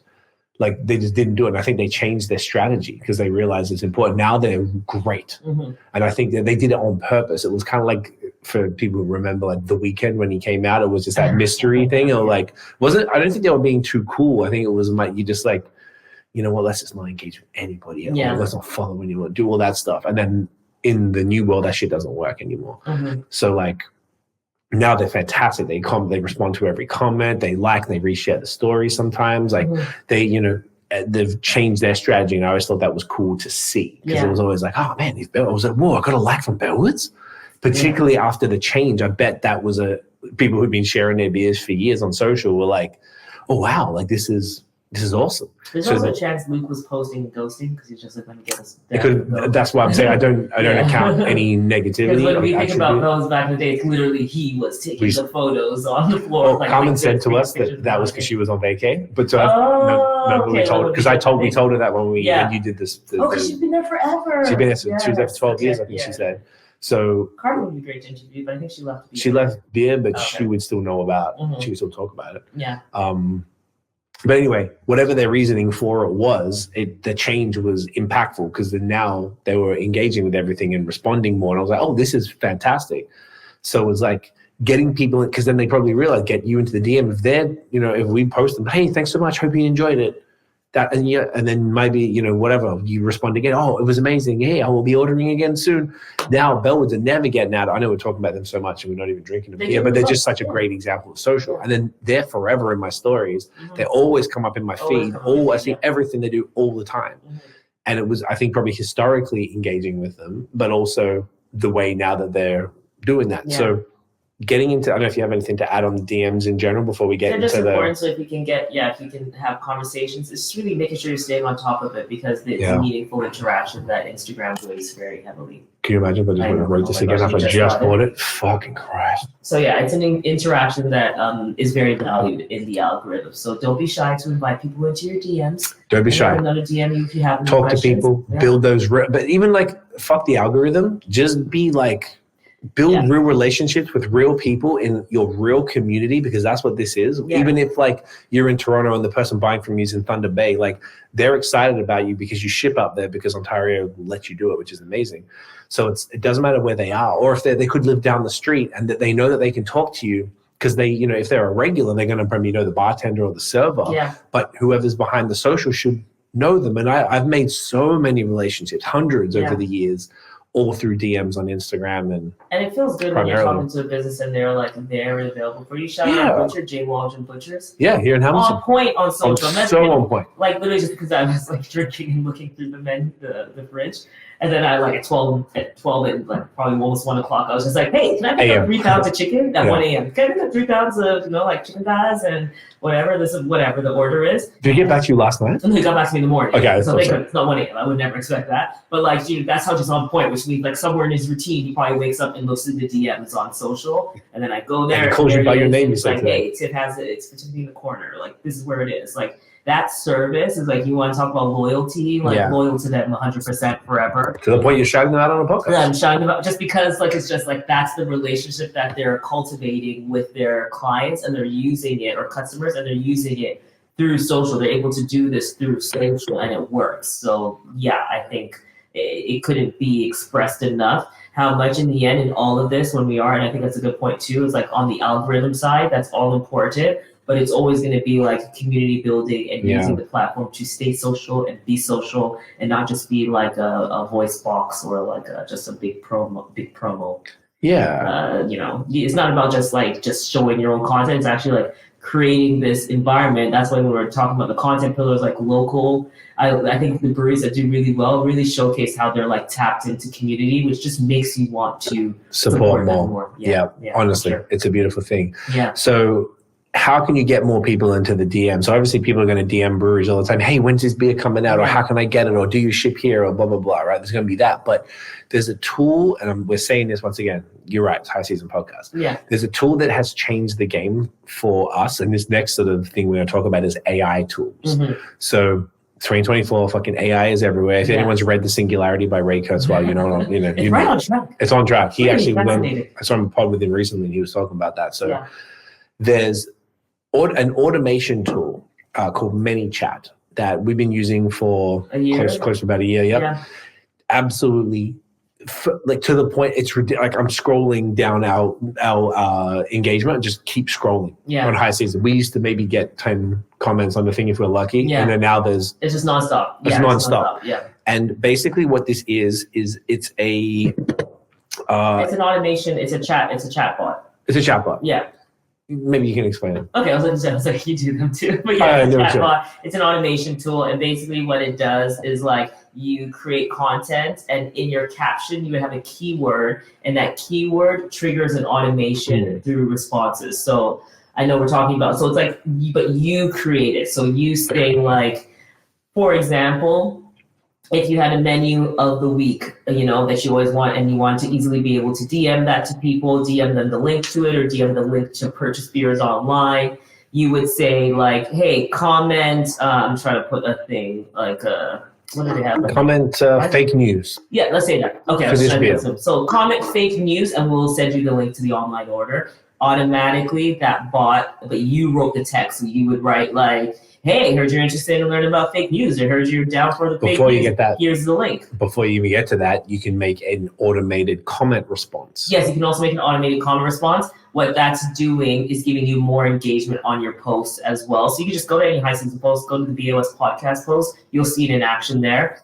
But basically what it does, and I think this works really en masse, and it's going to be interesting. Like, this is going to be super interesting with the larger breweries too. But I think smaller breweries can like jump on faster. But the reason why small businesses and creators are so excited about it is, one, it gives us more engagement because in the end it's creating this back and forth where before you'd say visit the link in my bio. So what it does is replace the need to say like check out the link in my bio to go buy or any of these things. Yeah. You just say comment trigger word to whatever that keyword is, so comment keyword, and that keyword will do the action that you want it to based on how you built it in the back end. So a lot of the times for us, that's just sending a link to something, so that's sending a link to the podcast on the BAOS side. That's what we do. I was like, comment episode 1, just comment 167, say whatever episode it is. Yeah. And I think for this one, I think I put biz, this will be biz 3. There you go. Because I Someone put biz can comment 1. biz 3 and they're going to get a link to this podcast. And exactly. So first thing, because in either because the BOS one, I totally forgot to use it for BOS. Like you although it doesn't get as many engagements as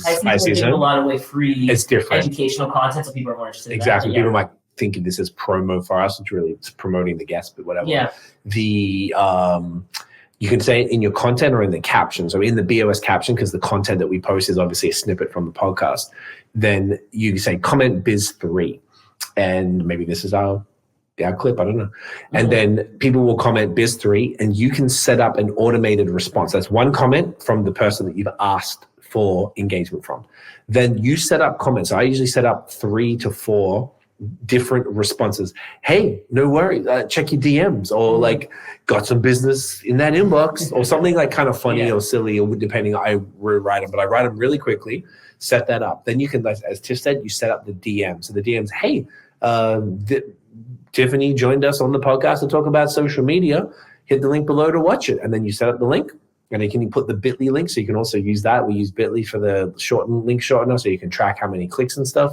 And it'll be a bit.ly link, and I put the YouTube link. So we'll go there so people can watch it. Obviously, if people want, they can go to Spotify or anywhere else. And that's what that does. So what it does, it gets you 2 comments or 2 comment engagements on your post. And the third is getting them into your DMs.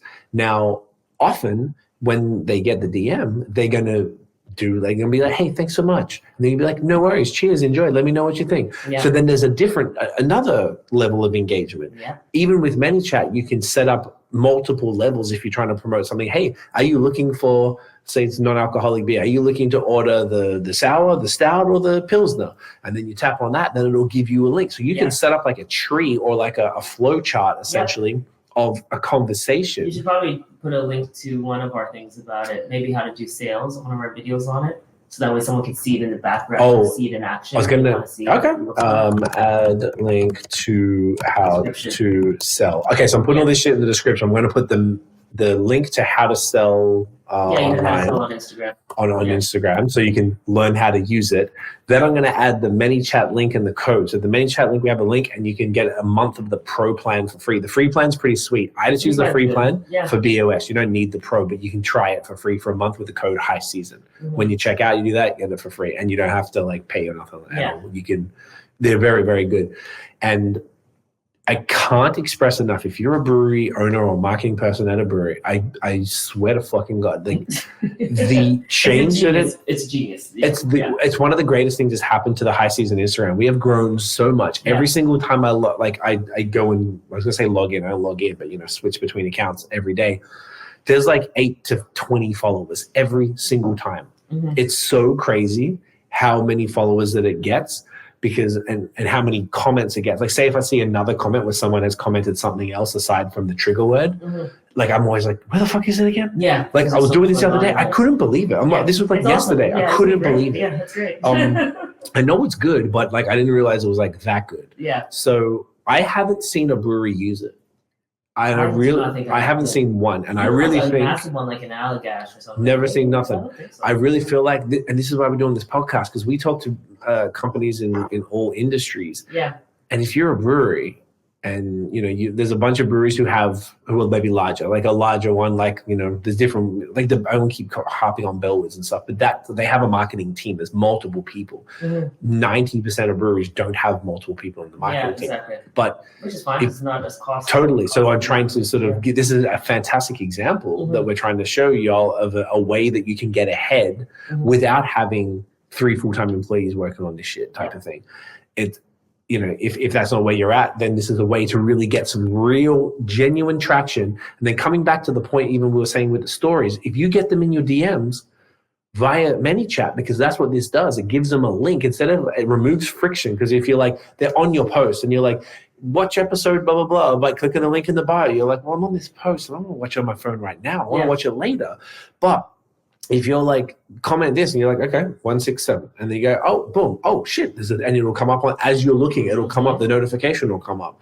Then you hit to your DM and you're like, oh fuck, it's right here. Yeah. So you can come back to it later, or you can watch it right in that second, and it's all there. And then that's going to create that relationship in the algorithm with your account and that other user. So then even more so than just them commenting on your post or watching your stories, now they're in your DM talking to you via automation. You didn't do shit, bro. You just fucking set it up. Then they're going to keep, your stories are going to keep popping up, and your in-feed posts are going to keep popping up for them. So again, I feel like we're a little passionate about that. It's just amazing. It's the best thing we've ever done. I feel like we do it over in our lives. We've ever done, and we've just for our clients, just the clients that we even consult with, and having them use it and see the success. I had a client the other day, she posted reels for the first time, set up her ManyChat automation and all that, and immediately had like 400 people. I saw her thing, it was crazy. Yeah. Because she's already got a big. Yeah. Well, no, she has it because we're also doing an Instagram profile growth strategy too on top of it. Okay. And that's why her audience is also growing. But in the end, it's just amazing what it can do. And it's still kind of underrated. I wouldn't say at all in the marketing world, but for small business outside of the marketing nerd world, yeah, exactly. It's not really known about too much. And when you knew about it, I think, and they reached out to us to sponsor videos. Yeah, I looked at it because I saw people using it, like larger marketers, and I was like, what are y'all doing? What's happening here? What's this about? Well, yeah, and I could just see they had so many comments and things like that. And then I was researching it, and they reached out. So gotcha. And it was money, and they're one of our favorite people to work with. They're so easy to work with. The platform is just exceptional. It's so exceptional. So very grateful for that. So definitely would highly suggest you check out ManyChat, link in the description, and also video on how to do it. Yes. Other AI tools.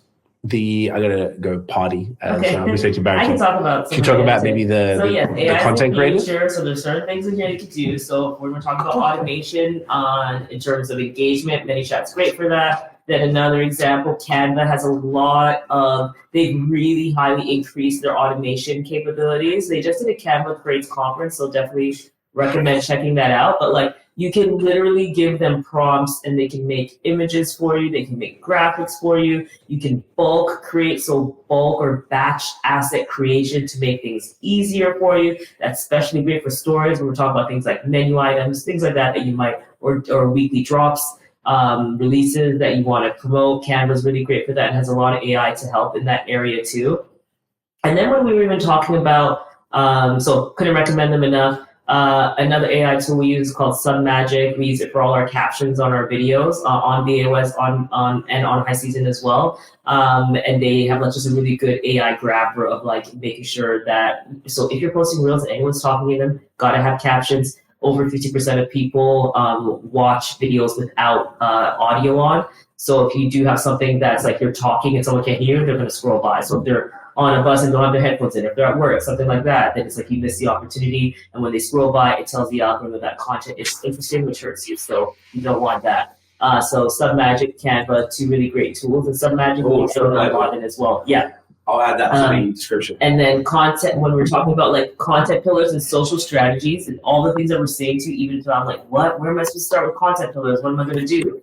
ChatGPT, y'all. ChatGPT is amazing. And ChatGPT, like, it's not the be all end all. It's not perfect. But when you want to bounce ideas off somebody, you just don't have a marketing person, and you don't, maybe it's just not financially in the plans right now to hire someone to help. ChatGPT could be a really great person to bounce ideas off and really help you with your content pillars. But you said ChatGPT is a really great person. Oh, person. That's so sad. Yeah. I don't think like he does this. It's really bad. So ChatGPT is a great tool, not a person. AI is not replacing us. It is helping us. They are assistants.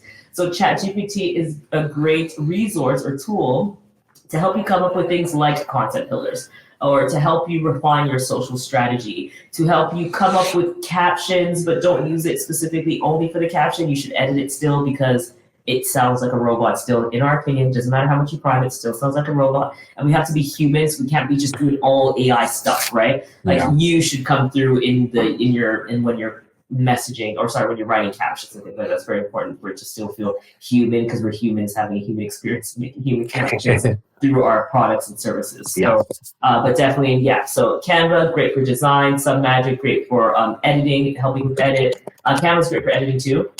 Like you can literally put in a prompt that's like, you can give it the images and give it the videos and be like, turn this into a reel about a craft beer release. Turn this into a reel about like a tour of our event, our place, and you can have it automatically with AI sync to the beats. Like everything, Canva's incredible. It's really crazy. So remove the background. Remove the background on images. Fix low people for our thumbnails. People have given me low res pics because they don't have anything, and I use the Canva. What's it called? Something magic. That's AI enhancer. Enhancer. Yeah. And it enhances it to essentially like a full res pic, which is phenomenal. So shouts to all the guests. Hopefully more people get high res photos, but if not, we have solutions. Exactly. So again, another great example of what you can do, and then talks about ChatGPT. Yes. So I think that's something we wanted to. I don't know if you have anything else. No, nothing else to add. Those you got the key ones, but I'll add links to Submagic, which is that's how if you see any captions on High Season or on BAOS, it's always Submagic. It's the best,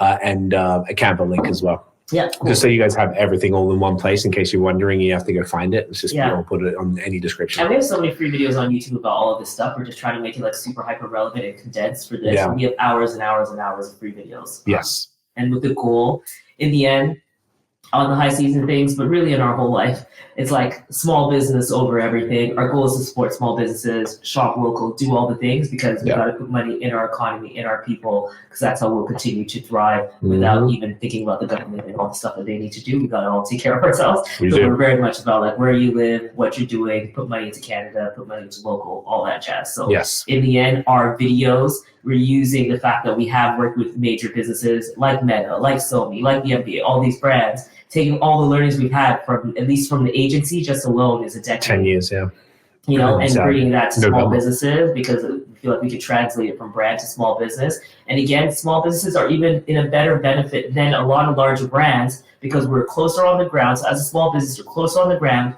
You can iterate faster, because if anyone's ever worked in corporate before, you know that someone needs to write a brief, there has to be a deck, there has to be a presentation, there has to be all these things that happen before you're able to execute anything. But if you're a business owner and you see Add Yours is working really well, you can sit there and just use Add Yours sticker on Instagram immediately. You don't have to go through all these things. So as small business owners, there's actually more of an advantage over a Budweiser, because a Budweiser has to go through 17 steps to get to even do something, where you can, if you just dedicate to like staying informed, being on the platforms, and seeing what your audience is seeing and finding your way into the conversation. So it's a benefit that we have for sure. Like they are not in a better place in terms of what can be done on the marketing social side. Facts. You are more nimble. Yes. If you're listening to this, they're paying for ads on the TV. Who's watching TV? Like no one's watching cable. Oh, sorry. Well, you know.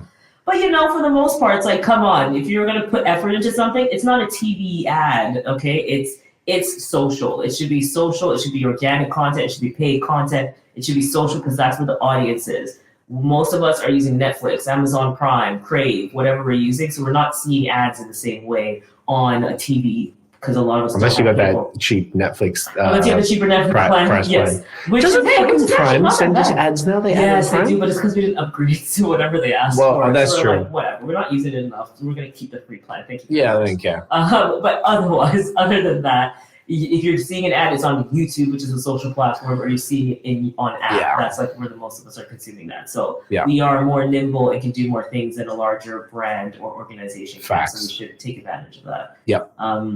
And then speaking on that side of things too, which is another like way that we can be more creative and even like scrappy when need be. And it doesn't always have to be scrappy. I'm just saying there's a lot of partnerships that we can create as we're talking about all working together. And we think influencer marketing has been one of the most viable things that we've done across the board for our clients in terms of finding people who make sense for our clients and then working with them, whether that be through financial or whether that be through product or services, to have them create content and be able to tap into their very highly specific audience. Yes. This is something that it has been so beneficial, again, when it comes to reach and really getting engagement on our posts and reaching a larger audience. And again, when it comes to, say, the craft beer space, I think a lot of the times people think it has to be a craft beer influencer or someone just interested in craft beer. But if you're actually just trying to reach new people and even convert new people to craft Probably beer, more important. which is more important because in the end, I feel like everyone who loves craft beer basically loves it and they're ready and they're sold. So like, generally speaking, it'd be better to start converting people who are regular beer drinkers, or just drinking regular beer, for example, or just drinking other beverages. And if you tap, especially if you have a brick and mortar, if you tap other creators, so someone who creates content with the purpose of like, engaging an audience, or an influencer, someone who has like a really large dedicated audience, say, for example, you could work with them to create content for your brewery, and then you collaborate on posts together so that you can tap into their audience. And this can be food and beverage as a whole. It doesn't even need to be craft beer. So when I think about it, it's like, if I had like a really dope kitchen, if my kitchen was amazing and I had really good food, I would look to some food influencers and foodie influencers, for example, in Toronto. There are a ton of them. You can find them by just going to hashtag Toronto Foodie, going to Toronto Foodie blog, just typing that in Instagram, and they'll pop up. Yep. And maybe inviting them through to have a meal and have the beer, so they can tell their audience who's interested in finer things and interested in crafted and delicious things, but just doesn't know like what that looks like in beer, but inviting them to come through and like have a meal on you.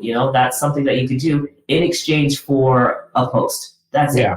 So easy and simple. And so many of the smaller influencers and smaller creators are very down to do that because they're also building their brands, or they just might be interested because they're like, cool, I'm down to check new places out. It's content for me as well, right? So they'd be interested in doing that. We've done that for sure. I've done that on my Liquid Happiness account, like going to places, get a free meal, take a series of videos, photos, whatever it might be. And then in the end, they have the brand or the brewery or the winery, the spirits brand, whoever it is, the restaurant has content, fresh content to leverage. And then, if it's a place, I'd only go to a place I like or that looks interesting. But if I like it, then it's like, I'm happy to share about it and talk about it, right? So tapping in to people who are already tapped into the audience you want is just a smart decision from a strategic standpoint. Yeah. And the larger brands did this with massive celebrities and had to spend a ton of money and justify why they're doing it. But you can do it with like local people, which is, and it doesn't need to be an expensive endeavor. And because micro influencers now, which are probably like 1,000 to 5,000, or maybe 1,000 to 10. No, micro's under 10. Under 10, so nano is the type. Yeah, but nano's like just somebody, even if they have 5,000, but when you look at their comments, people are always like, oh my gosh, gotta try this place. Oh, I can't wait to see it. Oh, wow, food looks amazing. If you look at their comments and people are trusting their word, that's the type of person you want. They don't need to have tens of thousands of followers. They just need to have real engagement with a dedicated audience who believes them when they talk. And the engagement is more important almost than the actual quality of the content. I mean, the content you got to align with, it's got to align with your brand. You got to enjoy it. But like, if they're going to move the needle, if they're not moving the needle, you're wasting your time and your money. Yeah. And there's no point. During COVID, like pre-COVID, we got a reasonable amount of PR packs, but during COVID, it went bonkers. It was like 3 or 4 a week, which is why the seller is so stupid, because it just wasn't, I couldn't die. One person couldn't drink that much beer.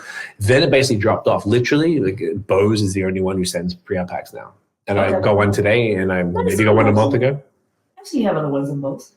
Very few and far between. Are they not PR packs? Maybe because I get a lot for the podcast. Yeah. Okay. So maybe you're thinking pod ones. You had someone else today that I saw. There was BAOS. Oh, okay. That's already you looked at. Oh. So like BAOS with Steam Whistle, like they go pretty hard. Steam Whistle, that's why. Well, it says Steam Whistle, but it's from BAOS. Yeah, same thing. So like almost nobody does PR packs anymore. So it's one way to stand out. But if you're very selective, kind of just if you're selective, because before during COVID, everyone was like, you got to get them out to everybody and they'll post about it. There's people, when we went to the CBAs, I went to one of the parties maybe a month ago, and mad people were like, nobody, you guys are like one of the only people who's doing this right now. There's like you and then a couple of other people who are doing, you mean BOS. a couple of other people doing like higher level content or regular content that's like a voice for the industry, and there's a few Instagrammers, but a lot of them are dropped off. So I feel like maybe the breweries are just feel like everyone's disappeared, so what's the point? Plus also things are a little tighter than, obviously post COVID it's a little rough. But if you are, so you don't have to do like, I'm sending 30 packages out a month. It's mad expensive, right? That's hundreds and hundreds of dollars of shipping. But if you're very specific, like Tiff said, and you really find like a few people, it could be 2, it could be 5, 7 people, whatever, that you just like, that you feel like you just like to share that stuff with, and I almost feel like instead of sending a random pack, there'd be more. If it was me, if I owned a brewery, I'd be like, hey, person, I really appreciate you. I like your stuff. What I'd love to do is send you this, and in exchange, let's do this. Like, as in talk about an idea rather, because if you send something to somebody, they're going to be like, all right, well, like, thanks, yeah. Cool. Kind of what makeup brands, what general brands do with influencers, they just tell them stuff, and it's kind of like it's a relationship building is what you're more talking about. I think that's like better. And we come up with an idea like, hey, I sent you this here. I just think that's more valuable, because if I get a beer, you're like, okay, now I got it. Like, there's a few things that I'm sitting on right now, and even from like earlier, that I just like, some stuff I just didn't get around to doing it because we're just busy. We got so many things going on. But like, during COVID, it wasn't possible for the sheer volume. I did my damn well best. We had so many different, kept doing 1-minute beer reviews and all these different things that we were making to try and like capture content for all the PR packs, and we did our best, but the volume was too much to keep up with. But I would say the importance, it almost comes back to all the other things that we were saying, is cultivating real relationships, but now it's with other people that are promoting your industry. And once again, like Tiff said, it doesn't have to be just craft beer. Yeah. People if who I was post running a brewery, I would just have like an influencer program. And it might be like 2 to 3 in craft beer, maybe up to 5 in craft beer. I don't know right now who that'd be, but it's like, okay, up to 5, say, in craft beer. And then I would probably do like the rest, maybe up to at least 3 in food and bev, and maybe 2 in like kind of like tourism, or the people who do like Toronto date night, or what to do in this, like those types of places is kind of what I would do. But then would also be like, it's not just a PR pack. It's like, come to the brewery. Let's like host, give them an experience, all create content, something like that, where it's just feels, or just like, one-on-one, and be like, hey, I'd love to have you over for dinner. Yeah. And we want to send you away with these and beers. Give you a tour. And give you the tour. Because you're just giving the person more content to create, so they feel inspired to create. Like, even working with like hotel brands and things like that, they'll make you go to dinner. The reason they're doing it, it's like, yeah, they want you to have dinner, but they're also like, yeah, I'm going to feed you, but also like giving you more places to take photos of and take content with, so you feel inspired to do it. They give you things in rooms so that you feel inspired to create. So it's just giving people more opportunities to talk about you, really is the benefit. So yeah, it's like not just sticking. I think maybe that was a lot of problems, just maybe sticking to one category. Like, okay, I'm just going to send it to craft beer. I think that's what. But there's a lot of preaching in the same choir in that, where it's like, how about I talk to everyone I knew got people, the same packs as me. So how about I send it to some craft beer people, can tell the craft beer people, but what about food and if I have food? And what about beverages? Especially, there's a large beverage audience. If you have cocktails that you make at your brewery with your beer, there are so many cocktail influencers and creators out there. Maybe it makes sense for you to send them, like your stuff, and tell them about the cocktail that you make at your thing, and want them to make their own interpretation so people can have fun with it at home. Like, things like that is like just thinking a little bit broadly. And then also, like, if there are like chefs or restaurants that are also just maybe killing it on social too, it's like, how do you collaborate with them? Maybe the chef is kind of like your influencer or creator, and they come into your kitchen and you make something together with your beer. Just things like that. It's like, or even do food with the beer, or even like, I don't want to keep doing this, but it came up again as a BAOS did a collab with. It's the second time I've seen it, an Italian Pilsner with an Italian restaurant down the street. Cool. Yeah, and they, I've seen it before. I think I had it last time they dropped it, and like, that's dope. And I know that so many other, I'm trying to think who else do that. Fine Balance do it a lot. Nice. Like, they collab with Fine Balance in Kingston, Ontario. They do a lot of collabs with restaurants. Mm-hmm. Town does that too with bands. He collabs like Jeff and team, they collab with bands. I just think it's like, but that's what works for them. Yeah. And they've dialed into that. So figure out what works for you, what makes the most sense. And like, we were in Montreal for 10 years, but I got 90% of my shit from Ontario because we cover a lot of Ontario beers, but we couldn't always be here to go to an experience. Yeah.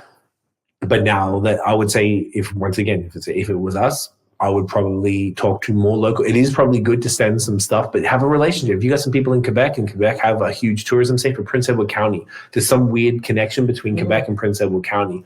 We just had Slake on the pod, and Nick was talking about that. And I know my friend Fred goes there all the time and stuff like that. So it's like, well, if you know that, then you could make some relationships with Quebec people by sending them the beer, for example. But then you have some experiences for local folks. But hey, you know what? Come by, let's do this. Just think outside of the box a little bit. And then if you're going to invest any marketing dollars, or even if it's not, it's like you're not spending it as such because you're not giving them anything, or you give them a 6-pack or you're giving them a meal in exchange for a collab. But if you work on it together, that's what a lot of brands do for high season. When we work with sponsors, it's like they kind of talk about what they want. I mean, I guess it's pretty straightforward. We're in charge of it, but it's like we work together. Yeah, it's good to have the discussion, I guess is what I'm trying to say. If you're a brewery, like have the discussion as opposed to like, here's some beer, and then sit here and I really hope they post about it. Yeah.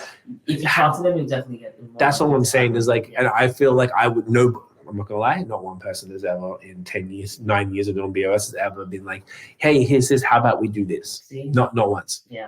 So that's cool. It's just more like we're pointing out what can and can't work with this. So influencers are definitely just another vehicle to increase your reach. For sure. Absolutely. Yeah. So with that, we're at 2 hours. All right. Oh my gosh. I thought that's gonna be like an hour and 15. But here we are. We be yapping. Yeah. So the battery's dying on the camera. The battery's dying. So let's try and catch this out. The last thing I want to do, since we're talking about high season so much, we promote the high season YouTube membership. So we have a membership on our YouTube, which is the paid thing, $5 a month, which is $4.99, which is less than a latte. We did it on purpose, and we give obscene value. It's the cost of a latte. Well, it depends where you go. It depends where you go. Yeah. Depends where you go. We're fancy, so my lattes ain't $5. They're $5. What we do basically, we do 2 monthly live Q&As for members only, so you can submit questions. We answer questions. We do profile reviews. We review your social strategy. We do post reviews, YouTube, Instagram, whatever it is. Typically, you get a free resource every month. These are things that are paid. We have a digital store, so everything's paid on there. But for members, we drop something new every month. It's free. Discounts on consults, things like that. So if it's something like, sometimes we made it so affordable that we were like, we want to help. It's our way of like sort of giving back and giving a bit of additional time for the most minimal monthly expense that we could possibly put. So that's something. I'll leave the link in the description. I'll add that there as well. At YT membership link. And what's your big? Make sure the collab post. Collab post is the most important. Extra reach. Collab post. I think we kind of did, but maybe we weren't like hyper specific. Like a collab, as in like as a collaborator. Yeah, like we do for the podcast, and like sometimes we talk about it, sometimes they accept, sometimes they don't, but whatever.